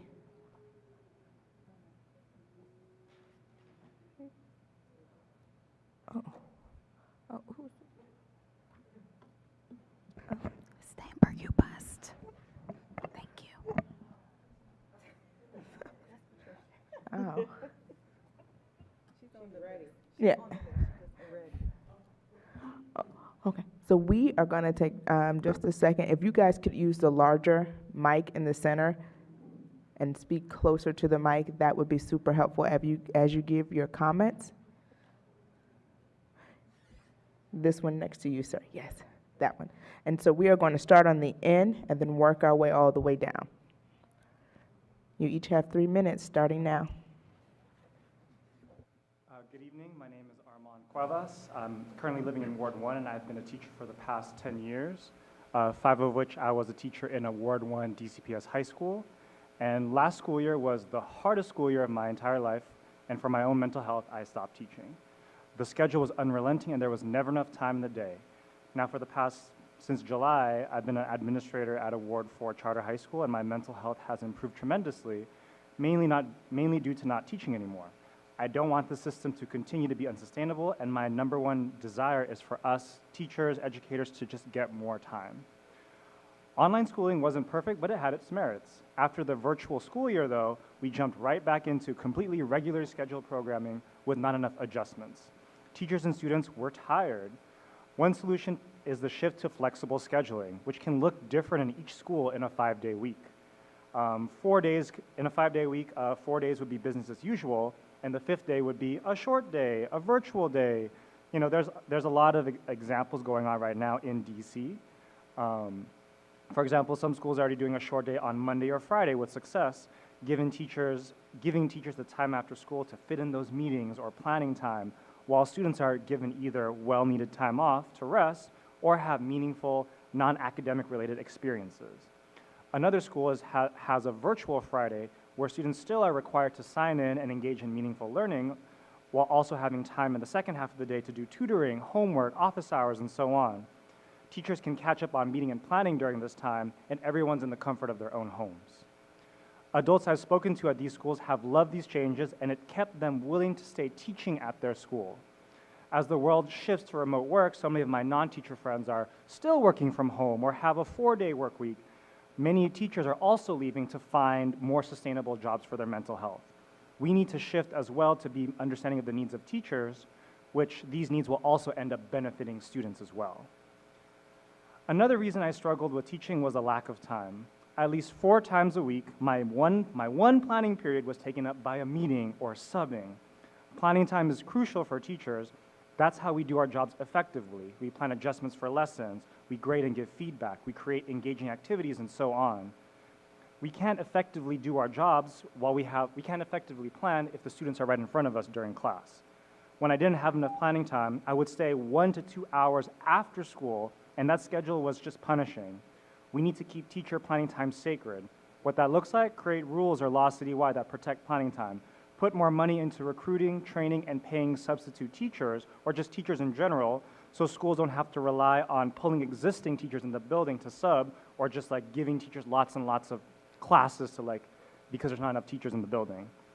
Also, if we keep planning time sacred, teachers wouldn't feel as burnout or want to quit mid-year, leading to less need for substitute teachers, thus an upward spiral of improved attendance. These two solutions can be combined to create a significantly more sustainable solution for teachers. A flexible schedule would allow meetings to be on a virtual Friday or Saturday, Monday, and then teacher planning periods would be freed up during the week. Sorry to interrupt, your time has ended. Hi, can you hear me? Great. Good evening, my name is Doug Phipps. I teach and direct theater at KIPP DC College Preparatory in Ward 5, and I live in Ward 5. I'm in my 5th year at the school and 3rd year directing the theater program, which puts on an annual musical and a series of student-written and student-directed one-act plays. We proudly created a program that's professional quality, student-driven, and offers a safe, tight-knit community for anyone who walks in the door. I love my job, and I am also finding that it is becoming increasingly difficult to perform it amid a teacher retention crisis unlike any I have witnessed and any that most people I talk to have witnessed. As much as I love my job and as much of an impact I feel like I have, I also might have to leave it at the end of the year because I don't see any meaningful progress towards retaining our high-quality staff.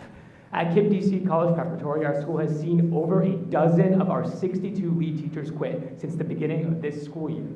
5 months ago, by my count, almost 23% of our staff's lead teaching staff has quit since August.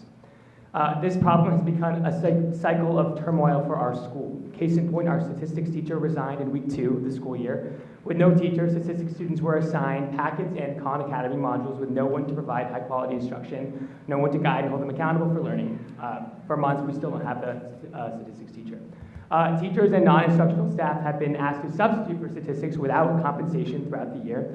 In fact, an Algebra 1 resource and inclusion teacher was so fed up covering statistics that she herself quit, beginning this cycle anew in her own classroom. Sadly, stories like this have happened repeatedly.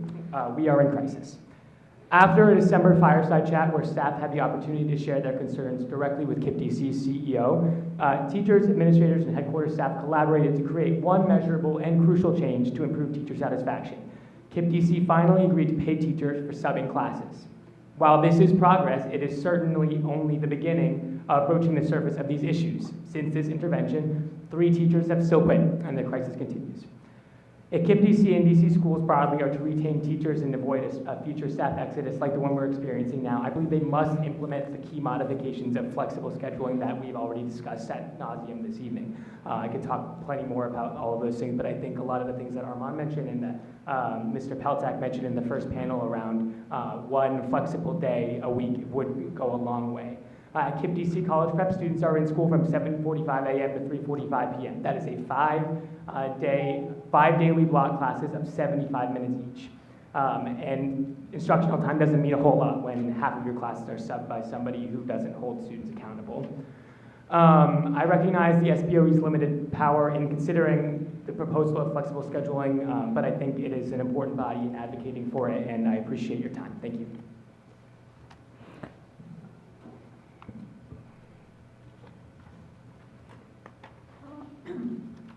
Shifting gears momentarily.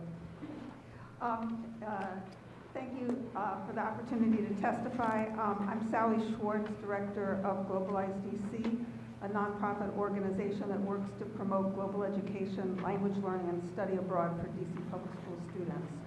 We do most of our work in the out-of-school space, but there is no denying that what gets taught during the school day, every day, is most important what students learn.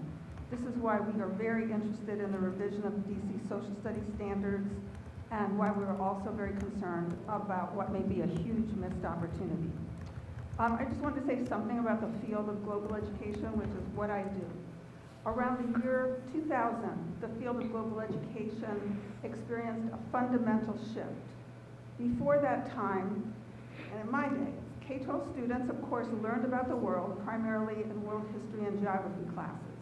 But at the turn of the century, with increasing globalization, growing diversity in our communities and workplaces, and rapid technological advances, like the internet, a new model emerged, one designed to infuse global content and perspectives across disciplines, across grade levels, and for all students in all schools, not just for elites. It is no longer about us and the rest of the world, or us and them. It is about we. It is about us. We're all us. As Martin Luther King Jr. said, we live in a world house. We can't understand our own history, our current predicament, or solve our biggest problems unless we think and act globally. This approach has been widely embraced by the U.S. Department of Education, OECD, Council of Chief State School Officers, State Offices of Education, and this is the forward-facing approach that the board recommended as part of its guidelines for the rewrite of the standards, calling for an explicit ongoing thread around global content and perspectives. The draft, they didn't do this. We're so disappointed. OSSE did not follow this. The draft identifies global anchor standards within the different disciplines like geography, government, economics, but this does not do the job. This is old framing. This is not making us have the best standards. There are other problems with the current draft, which I won't have time to talk about, but I will talk about it at some future point. Culture is not adequately addressed. The grade 6 standards, in my view, are extremely problematic and need to be totally rewritten. The draft suffers from inconsistency across grade levels and courses in terms of the specificity of the content. We have, in my view, spent way too much doing ancient history and barely touched modern history. And I also agree the world history 2 standards are totally Eurocentric. Thank you. Thank you.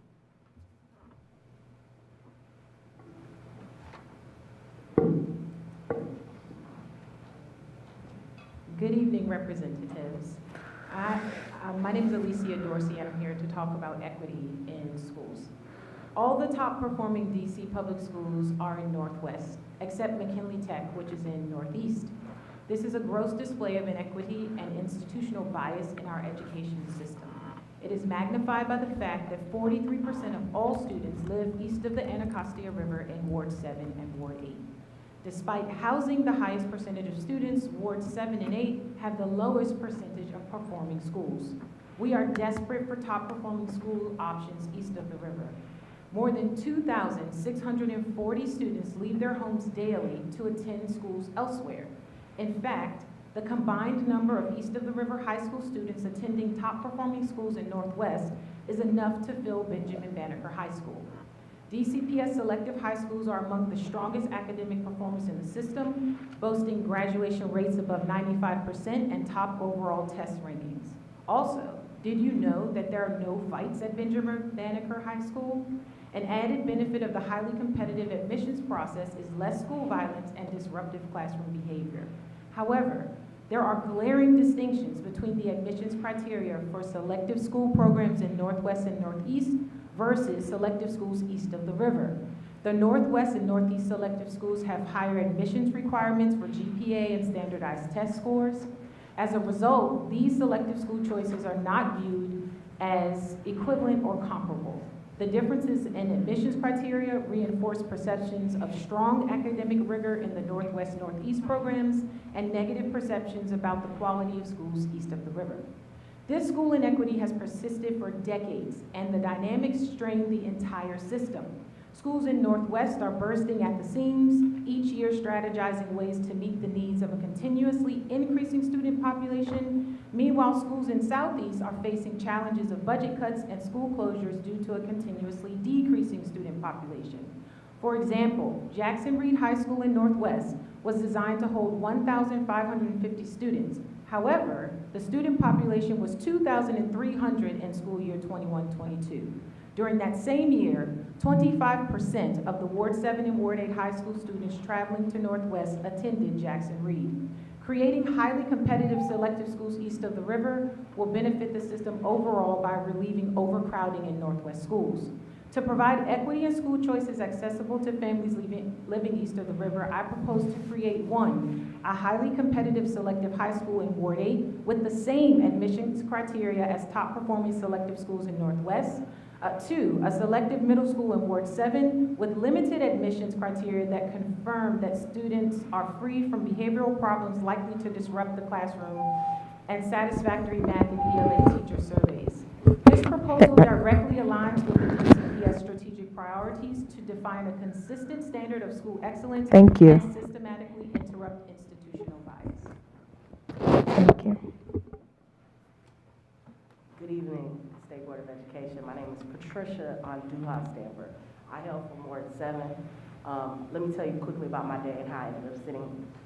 So, I am a special education teacher. I work and live in Ward 7.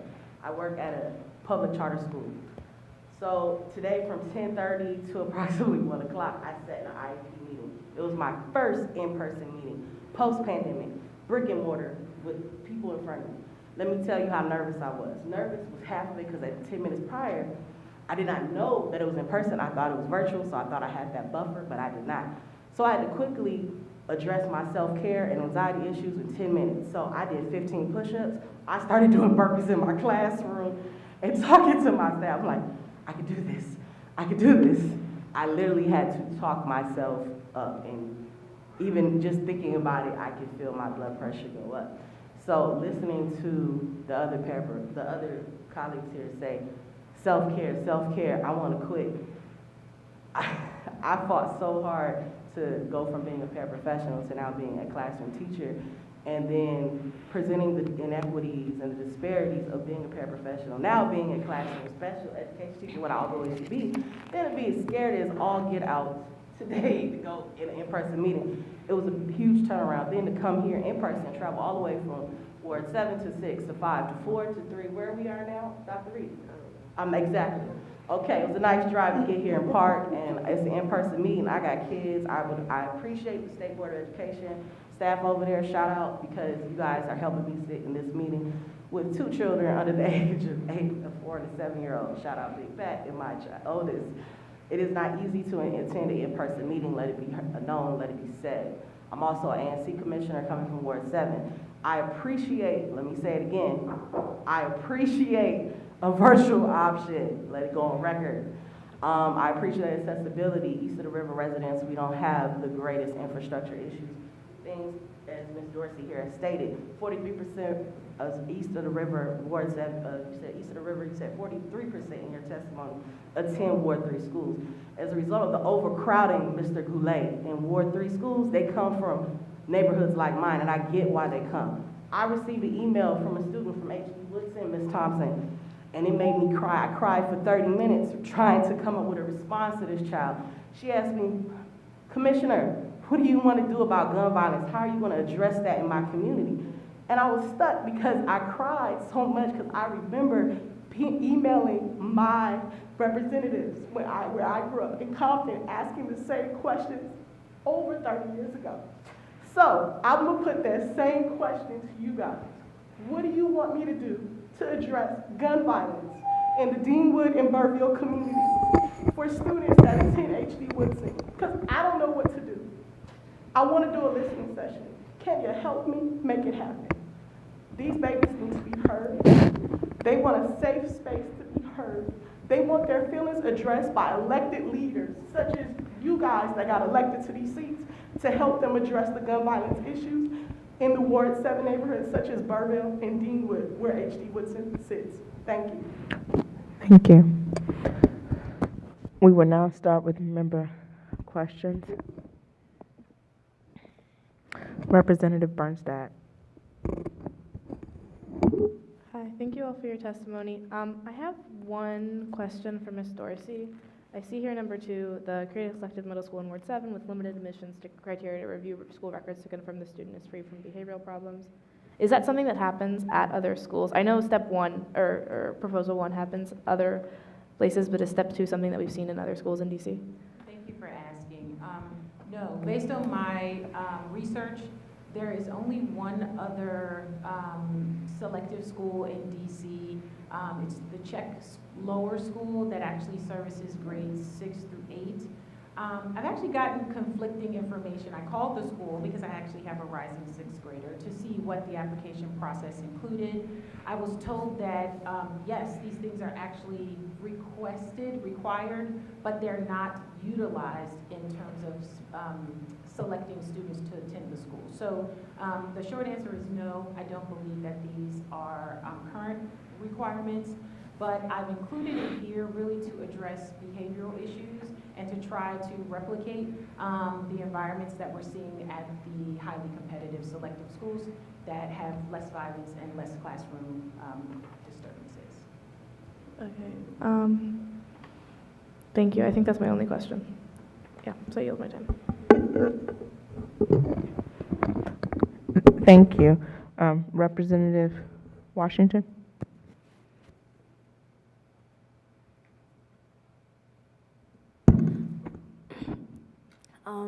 Hi, I also didn't have any questions, but I really wanted to thank you all again for your testimonies. Super, super, super insightful. Definitely touched my heart. I was wondering if Ms. Stamper, you'd be willing to stay for about like 5 minutes after the meeting just to talk for a bit. I wanted to hear more about what you were saying. And then, yeah, I want to yield the rest of my time. Thank you. Representative Burgess? I wanted to thank everybody for just having a voice, especially Penelope and Shamaya, because y'all are my age, and I don't see a lot of people my age using their voice. And I had a few questions for, I'm not sure if I'm going to say your name right, because you said it a different way, and yeah, Alicia? Okay. So you had said about, okay, wait, hold on. Okay, you said in your proposal, it says that you wanted to have a highly competitive selective high school in Ward 8 with the same admission criteria as top performing DCPS selective schools in Northwest. And I just wanted to, well, for 1 and 2, I wanted to ask, like, how can we do that? And I'm saying how because, like, I'm from Ward 7. All my friends are from Ward 7, Ward 8, like, the comments and the things that I hear coming from Ward 7 and Ward 8 schools are never positive. So I see you have put Bard as one of the schools to try to change the admission process, but I was a student at Bard 9th and 10th grade year. 9th grade, we're just gonna cut that out, I was virtual, don't know much. But during my 10th grade year, it wasn't many positives, and from what I'm hearing, they've moved into the new building, it's still not any positives. So why would anybody wanna even change the criteria process, one, or even send their child there when they're not being provided with the proper material that they're supposed to be provided with? Thank you so much for your question. I am also a Ward 7 resident. I actually had the opportunity a couple of weeks ago to visit Bard DC and speak with the principal. There is a unique opportunity right now where Bard DC and DCPS are renewing the MOA that sets the partnership with the school system. As part of the original MOA, Bard DC relaxed its admissions criteria. I do not know the genesis of that decision. However, in speaking with the principal, again, the MOA is up for renewal and they are currently reviewing the admissions criteria. So I believe DCPS has a unique position now to actually encourage the school to increase or enhance rather, strengthen its admissions criteria. So that would be an easy lift for us to sort of reinvent and repurpose rather the school. I have so many more comments about what you said. My daughter is a 10th grader at Jackson Reed. She has met so many of our neighbors at her school. We don't have an opportunity for her to meet them in our neighborhoods because all of the children are really dispersed and going to different places. Perhaps we can meet after the meeting, and I'd be happy to share further comments about your questions about Bard. Thank you. Thank you. Representative Best? Yes, thank you. First for Ms. Stamper, I'm with Ward 6, but you can count me in on the listening tour. I'm perfect. Then to Ms. Dorsey, thank you for this.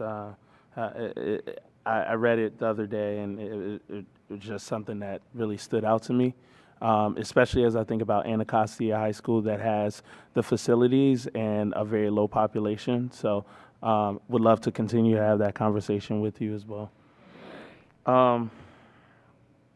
Let's see. Sorry, so just so much. I heard so much today. So Sally, I too am in favor, I'll put it on the record, I too am in favor of extending the public comment period, especially since the public comment time was released during the winter break when a lot of people were with their families and on holiday, and half of the state board were not sworn in yet. So I am in favor of that. But I also know that, with that said, balance is key, and we still don't want to have our students learning off of standards for too long that have been there when I first started teaching in 2006. Those students are now in their 30s. And so with that said, like, what do you think is a good extension for the public comment? It's hard for me to give you a time frame. I think it's really important to understand, to get the schedule from OSSI as to what the steps are. I mean, it seems to me, as people have said, that they can't be implemented until next school year, which would seem to offer a lot of time.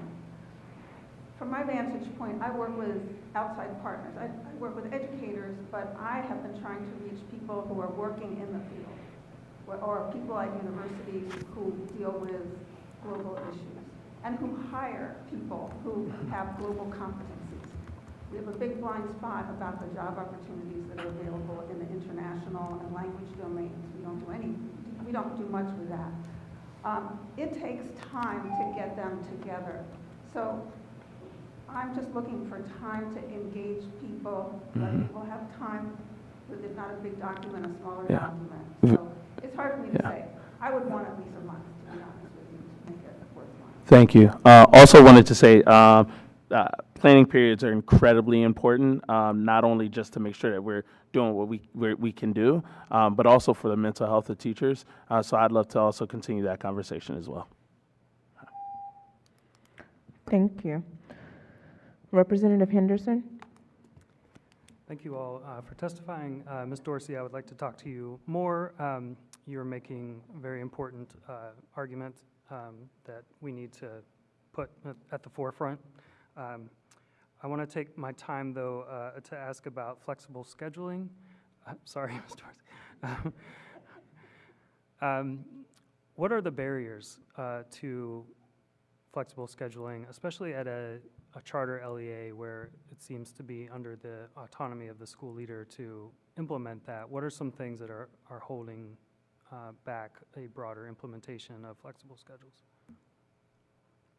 I don't have a great answer for that, but it's something I can look up and try to learn more about it. But off the top of my head, I know just like the laws of like seat hours, or like what counts as a school day, or a lot of that is vague. And even when I was asking my principal, or at both my DCPS school and my charter school, they didn't even have a clear answer either. So I think that's part of it. Yeah, I think I got a similar answer from the KIT DC CEO when I asked about this exact issue. It's like seat hours for kids. I don't fully understand it though, because we're in school 7:45 to 3:45, so I don't think that can be the only reason. But I imagine there's certain funding things and all kinds of issues with school days in a year. And I think in particular with charters, like KIT DC is a massive charter organization. You would think there's flexibility in a charter school, but there isn't. Ours operates like a bureaucracy. There's a lot of people, a lot of stakeholders. Like, there isn't much flexibility at the helm of the principal. I think the last thing I would add is probably like a cultural shift, because for all of past couple centuries, it's 5-day school week, nothing else. So I think maybe there needs to be more momentum in shifting that narrative as well. All right, thanks. Yeah, I was trying to think of like what are the system-wide or city-wide levers that are relevant here, and maybe one is money for substitute teachers, but if there are regulations that are also binding this in some way, we should look into that. Ms. Dorsey, I do have a little bit more time, so just you do seem to be outlining options that would be a DCPS school, a DCPS selective school. That would be your preference rather than, say, a charter school or, and could you expand on that? Yes. Just to be clear, I have 4 children, and we have attended schools in every single ward in this city, looking for quality schools that actually meet our personal and logistical needs. I have a preference for the public school system. We are inundated with charter schools east of the river, and as a result of that, my proposal really focuses primarily on public schools. Thank you. Thank you. Representative Reed? Mrs. Dorsey, it's good to see you. We've had conversations. Just to also get board members caught up, Ms. Dorsey knows, and I actually emailed you what I told you I was going to email you, the plan. We have had conversations, meaning Ms. Dorsey has had conversations with DCPS Central. I've had conversations with DCPS Central Office and community members, and we've created a plan to make BARD the early college high school experience that was promised to us in Ward 8. I'm excited, though, to hear members who are willing to participate in this conversation. So just as you're advocating, just loop me in. So we're all somewhat on the same page. Because I know we have a difference of opinion about the BARD versus Anacostia thing. But I totally get and I appreciate your advocacy related to the issue.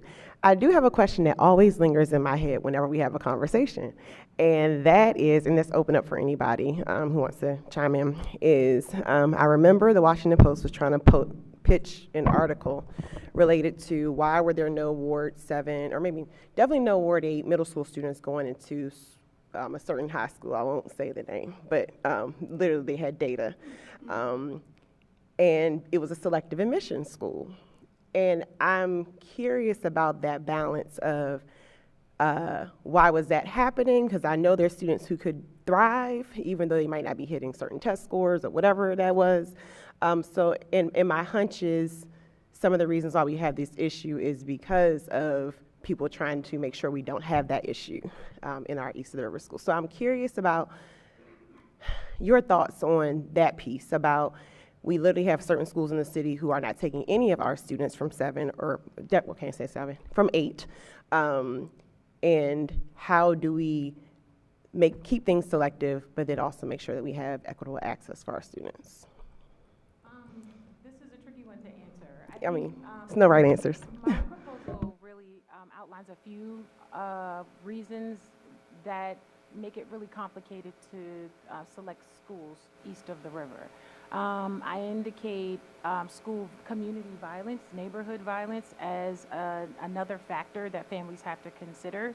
Not to mention the fact, as I mentioned, I have 4 children. So at times we might have opted for one particular location, but because I'm trying to shuffle kids around the city, I'm no longer, that option just wasn't tenable for my family. So again, I apologize, I'm grabbing at straws. I don't really know the specific answer to your question, but there are lots of reasons. And my proposal highlights about 3 or 4 different challenges for families east of the river. Anyone else with 10 seconds? Yes. Quick, actually for you, Mr. Henderson. So about flexible scheduling, I'm a public charter school teacher. The only place we have flexible scheduling is on Wednesdays. And because we're given a 60-minute window to plan, prep, feedback, and debrief from any meeting. To quickly answer your question, there is no I'm so sorry. So with that being We said, had- there needs to be institutional intentionality with the policies and money given to create the flexible schedule to make that the standard regular rule. Thank you. Thank you. We're going to move on to Representative Patterson. Thank you. The correct pronunciation is Mr. Phipps? Yes. Okay, thank you. First and foremost, I want to say thank you for showing up in your authentic self and giving your testimony. For full disclosure for everyone, I am a KIP DC executive, and I really hear you, and I want to hear you, and I want to make sure that others hear you. I work mostly in community engagement, so I don't get to do a lot of interactions with the educators in that sense, although I do have a daughter that is an educator in KIP at Quest. But I want to dig more into that, and I would say, like, I would love to speak with you more to make sure that we do elevate what you're talking about. I do know the KIP model. I know you work very hard. I'm in that school a lot, that particular school, because you have went through a lot at KCP. Losing a student to violence in the front of the school, the third day after school coming back after the pandemic, some of the other violence that's there, and I've worked with the violence interrupters to kind of quell some of that. But definitely want to speak with you more so that that is really addressed. More so as your state board representative, not as an executive there, but as your state representative to make sure that, you know, we really support you, because I really appreciate what you do every day. And thank you for staying as long as you have. So thank you so much for that part. So thank you. I want to follow up on that. And for my last part, Ms. Stamper, I feel you. You know, you're another person that I follow a lot, social media and in other ways. Prior to, you know, being in a lot of positions that I am, the first thing I was an ANC. So thank you for your work there. It's an unpaid, unthankful job a lot of the time of what you do. But I also served before we called them MOKers, community affairs coordinators, what we called them back in the day. And what I would like to say is I would love to support you on that. What we did during the Williams administration, that's how long I've been around, is we had hotspots, and we brought everything to bear to a community. And we met on certain areas like Woodland Terrace, when we were really going through a lot in the Woodland Terrace area, is that we brought all the services, because what you're facing in that particular community, and when you're asked that question, is that all the services and the coordination are not being done correctly. So you see a continuation and an escalation of a lot of the problems that's there. So when we used to meet as a hotspot when I was community affairs coordinator, was that we had everybody from mental health, we had MPD, we had all the services that needed to be there, where there was park recreation, and we designed kind of plans for how we would address that. So we'd love to work with you on how we can kind of make certain spots where we're seeing such an escalation, you know, we can really bear down on those areas with all the services that the whole community needs. So I look forward to talking to you.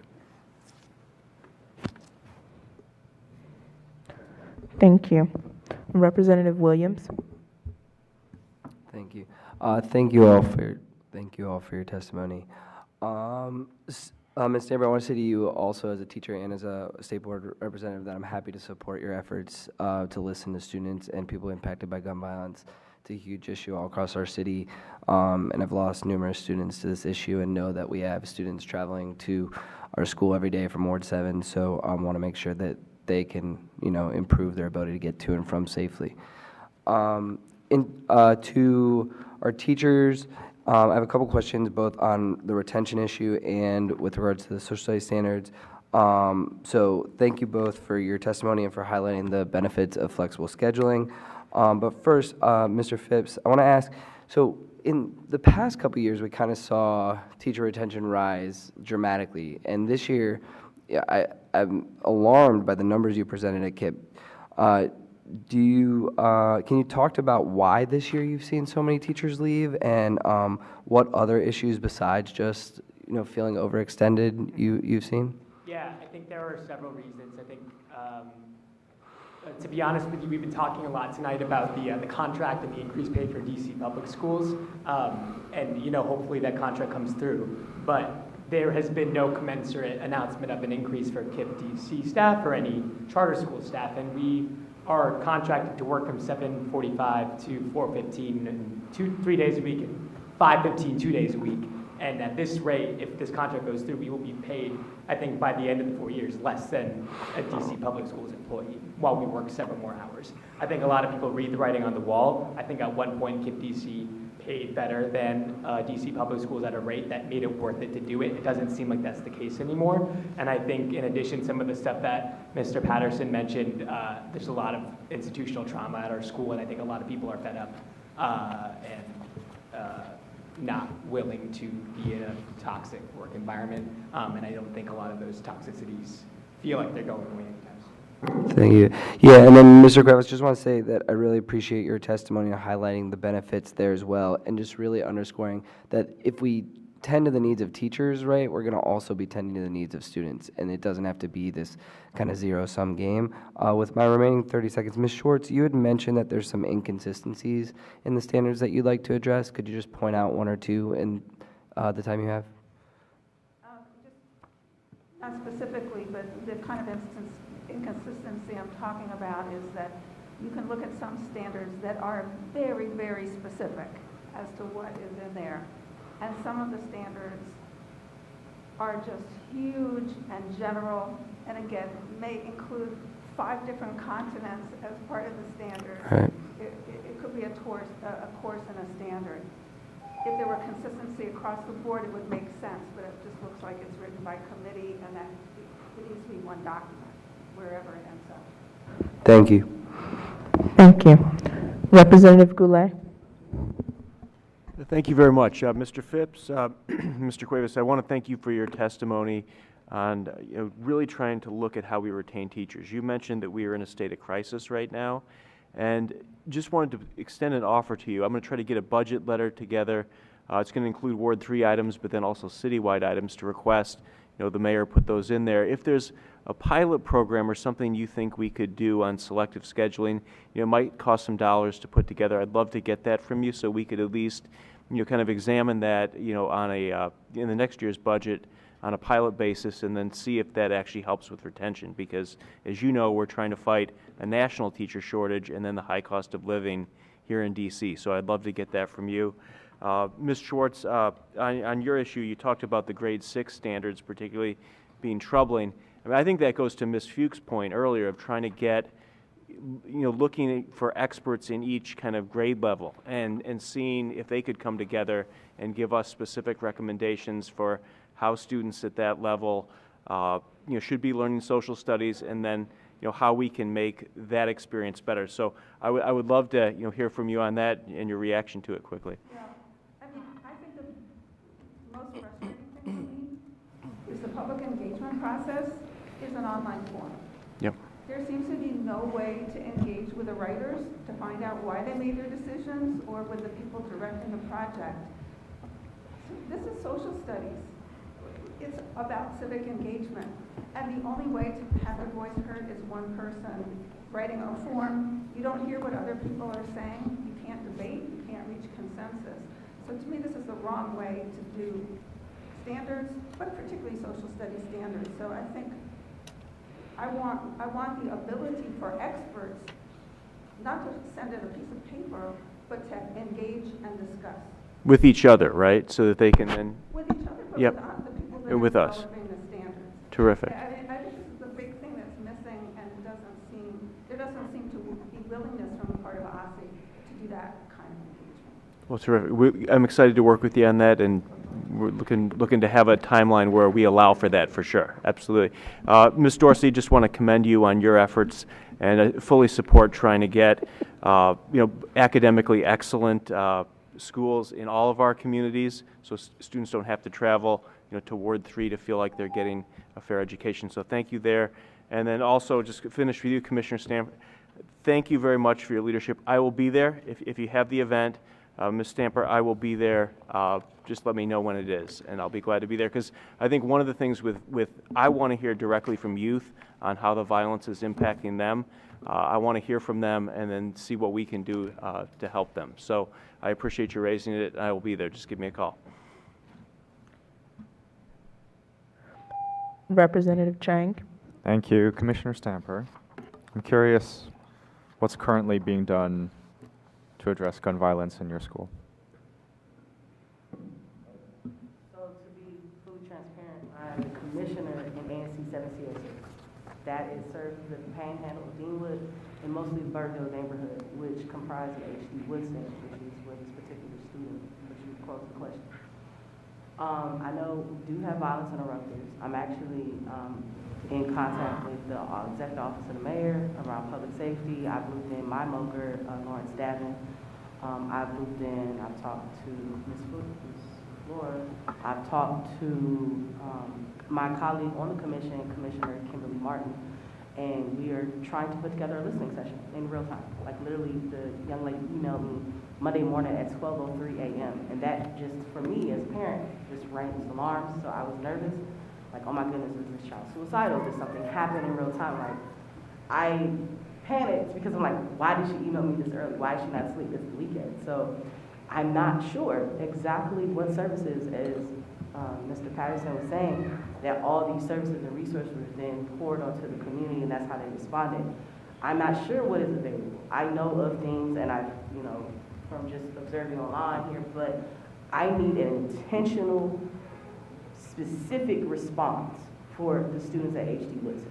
A specific, intentional response for Ward 7 students.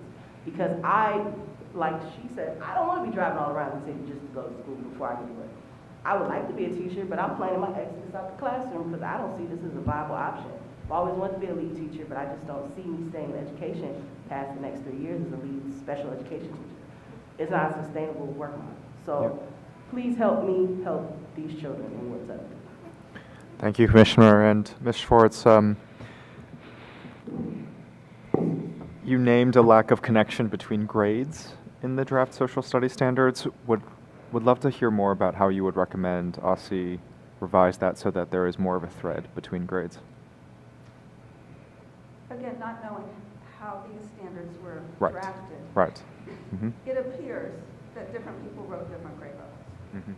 So it may be just where they are in the process, that they release the draft to get some input on the content, with the idea that down the road they would sort of create a uniform document. Yep. But the disparities are very striking. And I'll just quickly say, you can see the important standards. The anti-racism work that has been built in, this is part of the guiding principles, those tend to be very specific standards. It's important that there's content that students are learning. Yep. But when you look at global contents, high school, very, very general, as if no one really cared what was taught.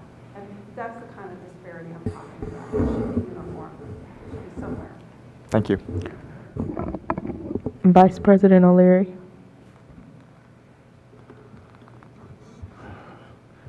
Listening to your testimony, to the testimonies tonight, we hear about what happened after we came back from the pandemic, when we were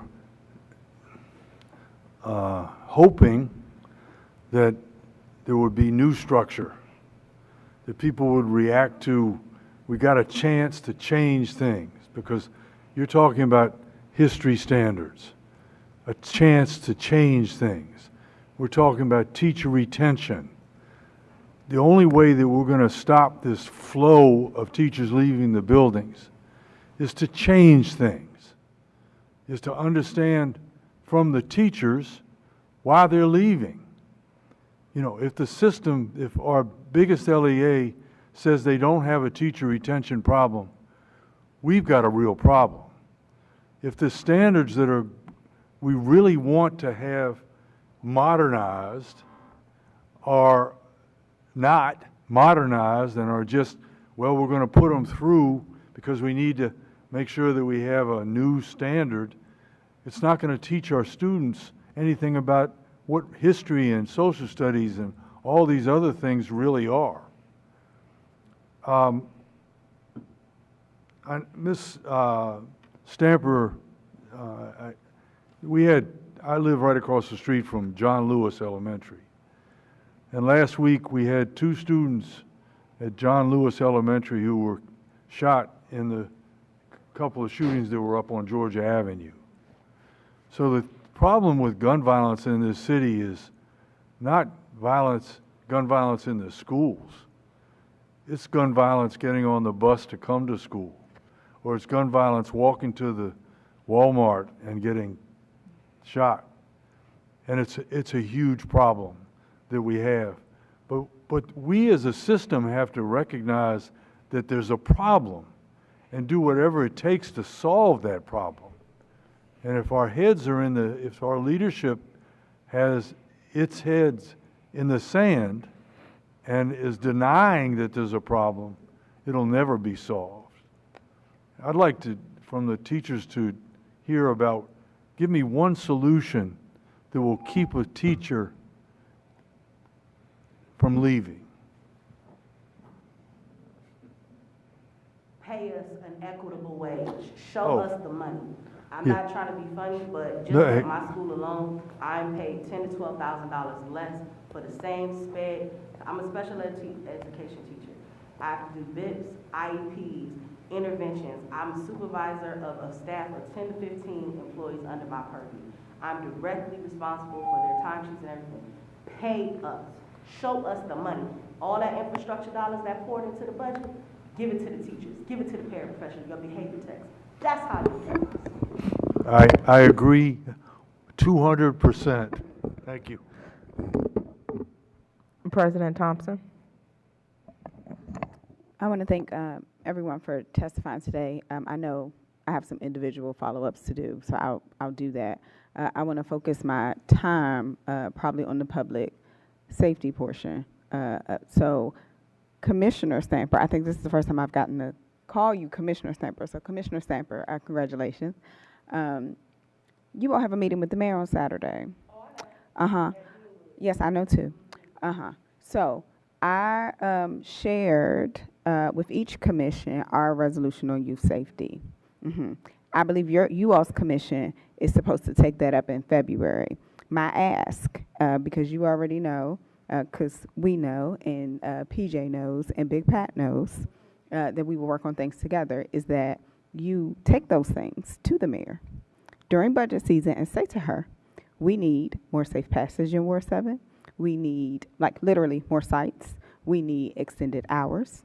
We need more training for those workers. All that stuff is in that resolution. And then I'm going to follow up with you and Commissioner Holmes and everybody else. I'm almost there to getting every single ANC to pass that resolution for those things. And now, and what else I ask, because I did have this conversation with the chair of you all's ANC, was to tell me what else. Because what I know is all the things we're talking about today, social studies standards, teacher retention, all the things, none of that matters if we can't keep people safe. So I need you to tell me what else. I also am happy to work with you on the listening session and all the other things. You know where to find me. But if you have some other things for what, and I will say that we have 1 minute and 18 seconds. Now I like you, and we have been very good on the time. Okay, don't make Director Butler cut you off. Yes, Okay, because it pains her, I can tell. I just want to show that my IEP goal today was coming here and stand on your clock, Executive Director Butler. Okay, so with about 60 seconds remaining, I believe that I haven't checked the email to really read through that resolution fully, but I have been abreast of it, and I know it's going to be on the agenda item, executive board meeting coming up for NC 7C. But I pulled aside one of my neighbors who go to Maya Angelou Public Charter School. He's an adult continuing because he actually had to leave HD Woodson because of some results. But I pulled him to the side. He said, "Oh, you the commissioner now? Cool. So what you gonna do?" I was like, "Hey man, can you help me with a listening session?" He was like, "What you want them to listen to?" I said, "I need real solutions. Like I want to bring people here that can help you fix this issue. So what do you want?" He was like, "All right, we want food there, and we wanted y'all not to just to listen." He literally just listen, shut up and listen. That's all he told me. I said, I'm gonna take that to the body, to whoever, and tell him. So he wants food there, and all his friends said he wants food that they like, and he just wants people to come with an open mind and not to tell them what to say, how to think, how to draft a testimony, just to listen. Thank you so much. Thank you all for coming. Oh. Can I make like a 30-second comment? Actually, the time is up. I am so sorry. Thank you all so much. We do have one final testimony before we leave, before we're done with our public witnesses today.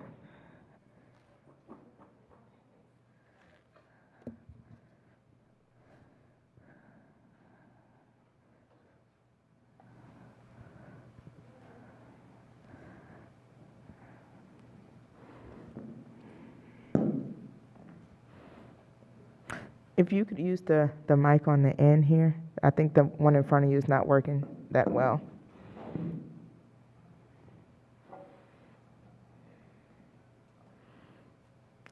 You can go ahead. Hello, you can hear me? Yes. Oh, I wait. I am Superintendent Dr. Joseph Elway Calabasas Freeman, and the educated-related issue I'd like to elevate is community farming and agriculture. And the changes that I'd like to see the district education system make is intentional recognition of community farming. It's tomorrow again. We will open now for questions from members. Representative Bernstadt. I have no questions. Thank you for your comment. Representative Burgess. No questions. Representative Washington. I also don't have any questions. Thank you. Representative Best. I have no questions or comments. Representative Henderson. Could you speak to what is a benefit of community farming that you would like to see? Intentional recognition of community farming. Thank you, that's all I have. Thank you. Representative Reed. Any certain parts of the city for community farming that you're considering? Intentional recognition of community farming. Thank you. Representative Patterson. Representative Williams. I value community farming, and I have no questions currently. Representative Goulet. I just want to thank you for your testimony today on community farming, and thank you for coming in. Appreciate it very much. No questions. Representative Chang. Representative O'Leary. Thank you. President Thompson. I want to thank you for your time and your patience with us. I saw you waiting. And thank you for your testimony this evening. No questions. Thank you so much for joining us today. We will recognize intentional community farmer. Thank you. At this time, President, there are no further public witnesses for tonight's meeting. Thank you. I sincerely want to thank all of our public witnesses for their comments tonight. We deeply appreciate it. Now, our first vote of the evening is on a ceremonial resolution honoring the work and life of the late former Ward 7 Representative Karen Williams. I ask for a motion on the resolution. Can I move it? I can do that. I'd like to move the resolution. Is there a second? Second. All right, thank you. It's been properly moved and seconded by Vice President Frazier. The motion, I know, I got to get used to saying that. I like it. Oh, sorry. Well, that too. But Vice President Frazier O'Leary. The motion has been properly moved and seconded. The resolution will be read into the record. Ms. Butler. State Board of Education ceremonial resolution honoring the late Karen Lee Williams, CR 23-01. Whereas the District of Columbia State Board of Education honors the life, service, and work of former Ward 7 Representative Karen Lee Williams. Whereas Ms. Williams, a native and lifelong Washingtonian, graduate of Ballou Senior High School and George Washington University, spent her life in the district's community in serving the district's community members. Whereas Ms. Williams was a former special education teacher in DC Public Schools, served as the director of Big Mama's Child Center, an accredited early childhood center in Ward 8, served as the first woman officer of the U.S. National Park Service, and served as the president of the Hillcrest Community Civic Association. Whereas Ms. Williams was first elected to the State Board in 2012. Whereas Mrs. Williams' leadership on the State Board saw the creation of the State Board Student Advisory Committee, the passage of the first Every Student Succeeds Act resolution, new revisions to the health standards, the adoption of the first statewide accountability system, and the development of a state diploma for students completing general education development or national external diploma programs. Whereas Ms. Williams served as the president of the state board in 2017 and 2018, as well as vice president in 2015 and 2016, and co-chaired the Social Studies Standards Advisory Committee in 2020. Whereas, under the leadership of the state board, successfully hired its first executive director, ombudsman for public education, and chief student advocate. Whereas Ms. Williams' positivity and keen leadership allowed the state board to increase collaboration with education agencies across the districts, such as building relationships with the state superintendent of education, the deputy mayor of education, and the DC Education Chair Committee Chair. Now therefore be it resolved that the DC State Board of Education honors Karen Lee Williams' lifelong dedication to service and recognizes the positive impact she had on transforming the State Board, the District of Columbia, Ward 7, and the Hillcrest neighborhood. Thank you, Executive Director Butler. Is there any discussion on the resolution? Representative Patterson, Representative O'Leary, Representative Reed, in that order. Thank you, Madam President. I just want to say I think this is so fitting for her work. I consider Representative Williams as a mentor. My first interactions with the State Board of Education was on the ESSA task force, which she led at that time, and I got to spend a lot of time with her. I actually still have a recorded call on my phone that I've saved for a number of years, of course. But just her kindness, her dedication to our students, the focus on the community and trying to get it right and cure inequities, they speak for themselves. We talked a lot about what we wanted the ESSA accountability framework to do. And even though we didn't get everything we wanted at that particular time, we stayed committed. And one of the reasons that I ran again, and we were talking about it, was because I wanted to come back because we didn't get what we had hoped for in the ESSA accountability framework, in which we're correcting now. So I really appreciate her, just her legacy and her work toward this. So thank you for putting this forth, ma'am.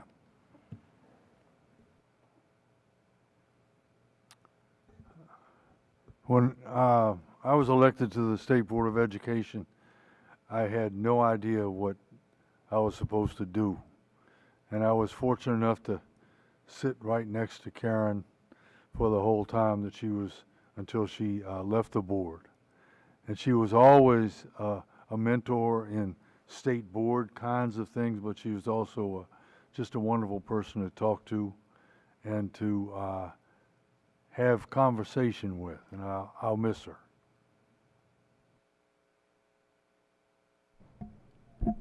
I don't have as much history with Karen Williams as some of you all. However, I had the opportunity once at OSSE on a Saturday. I was sitting at a table, and the discussion was quality early childhood settings, and we were working on improving the quality rating and improvement system. And we were sitting at the table, and this individual had a lot to just great knowledge. And then one of the assistant superintendents came by and said, "That's Karen Williams. She is the Ward 7 State Board of Education representative," and not just that, but her history about early childhood and her legacy related to early childhood education. And I think that was probably also my first interaction with the State Board of Education member, but it was just a blessing to be able to sit and listen without that pretense of who she was, but providing all that information. So I just wanted to say that because I'm a believer in giving flowers where you can. I know for community folks, there is her services are on Friday, in case people want to attend who might be listening. And I also think this is an opportunity, yes, thanks for raising this resolution. if the board can consider how we can also support our early childhood efforts. I know it's currently not specifically in our purview, but any way that we can, I think it'll recognize Karen Williams' legacy if in some of our thoughts about quality programming, we also consider early childhood education to commemorate her.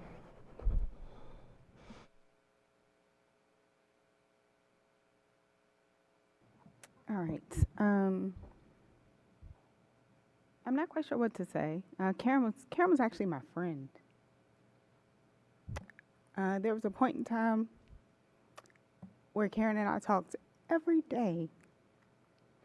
And what stood out to me about Karen as a person, which I think is lost in many of these spaces, is that we didn't always agree. I don't know anyone who I have ever 100% agreed with. That includes the people who are nearest and dearest to me. My mother's a phenomenal person. I don't always agree with her, but I love her dearly. We never, ever questioned one another's integrity, authenticity, commitment to service, and just that she was a genuinely good human being. I know those things to be true about Karen. I know those things to be true about what she brought to the board. I know those things to be true about the presence that she was in our community. And quite frankly, we've lost a lot of people over the last, I don't know, few years. It feels like eons. We have lost a lot of people. And so it is important that we pass this resolution to honor her. I want to thank the former members who took my calls. And when I asked them, what do you think is most important to her? Because this resolution is not an obituary. It's not a bio. It is really a culmination of the things she was most proud of. I want to thank her husband, Earl, who I know has been through a very tough time, who I know who to call, but he verified who to call. And so I just want, I appreciate the board for passing this resolution. I appreciate Karen's commitment and presence dearly. And I look forward to being able to share it, most importantly with her family this Friday.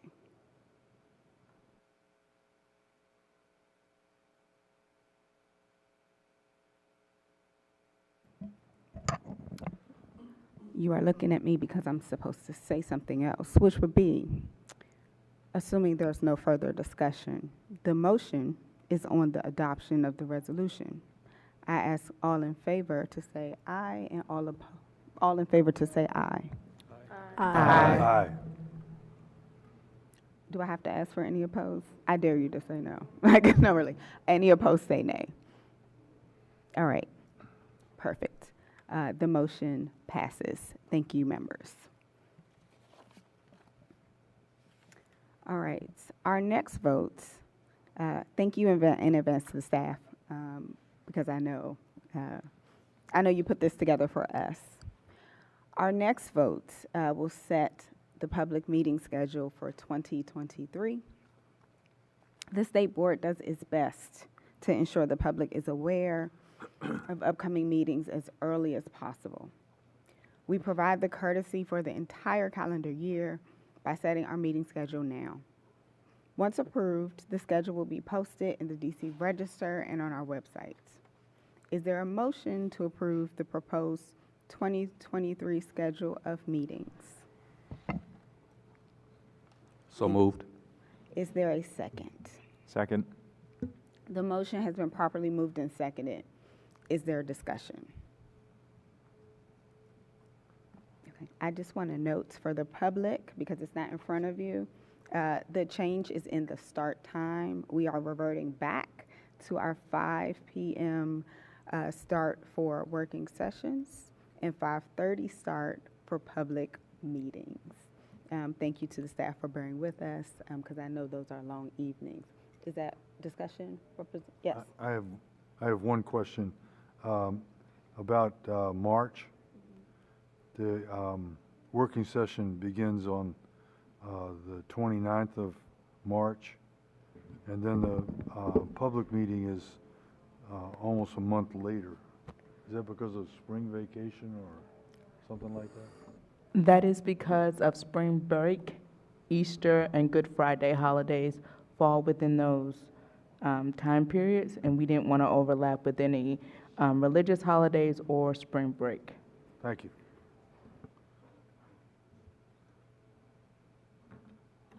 All right, seeing no further discussion, the motion is on the adoption of the 2023 schedule of meetings. Ms. Butler will call the roll.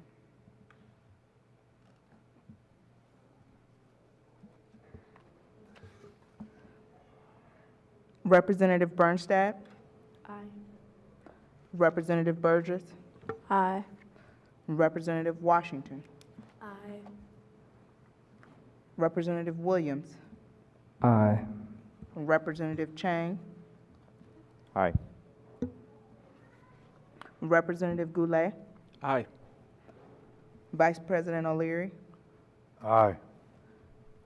Representative Henderson? Aye. Representative Best? Aye. President Thompson? Aye. Representative Reed? Aye. Representative Patterson? Aye. Unanimous vote to approve. Perfect, thank you. Members, are there any announcements or comments you would like to make, which would be the new business portion of the meeting, before we adjourn? Representative Reed. Yes, sorry, I have notes. First, yes, welcome to all the new members. I was getting caught up watching the working session and was really impressed by the questions that you all brought, and I think depending on your definition of fun, it's going to be great to work with you all and get in some more in-depth discussions. I was listening to the questions related to the engagement relation to social studies standards. And I know Representative Best, you mentioned Friendship Chamberlain. Was that just a Ward 6 specific one? It's, I wanted to make sure that I could do it for my ward, but it's Yeah. open to anybody who would like to come. I was wondering, as a board, might be a great collaborative exercise, because I'm thinking the technical nature, like, yes, we want to engage the community, but the technical nature of social studies standards, and we kind of did this with some of our literacy work, the intentional engagement related to, you know, making sure that we have community members and individuals who have expertise. So I was wondering if the board could do maybe a collaborative engagement, and it might also help OSSE with the request of extending the deadline. If we say the State Board of Education has a common meeting that we're going to, and we all recruit people to attend. So I wanted to put that on the table. What is this? Oh, and that was one thing, if the board is up to that. And then the second thing is Dr. Willie Jackson from Blue High School is retiring after 30 years of service. He attended Blue, and he also served Blue a long time, so I would like to propose a ceremonial resolution for February, as he, I think, officially retires at the end of January. Any other new business? All right. I want to thank members. I want to thank, and I want to thank the public for their time and engagement tonight. As a reminder to the viewing public, the State Board will continue to hold its meetings in person because that's the capacity we have right now. When that changes, we will let you know. It is on my list of things to do as leadership. But we will continue to hold meetings in person until we have the capacity to assume a hybrid posture. Until then, we will convene our next meeting on February 1st. That is our working session. It will be in person. And February 15th, public meeting in person. With no further business before the State Board, I would now entertain a motion to adjourn. So moved.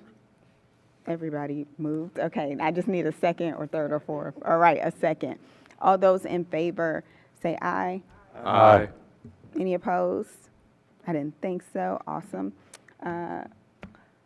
The meeting is now adjourned at 8:03 p.m. Thank you.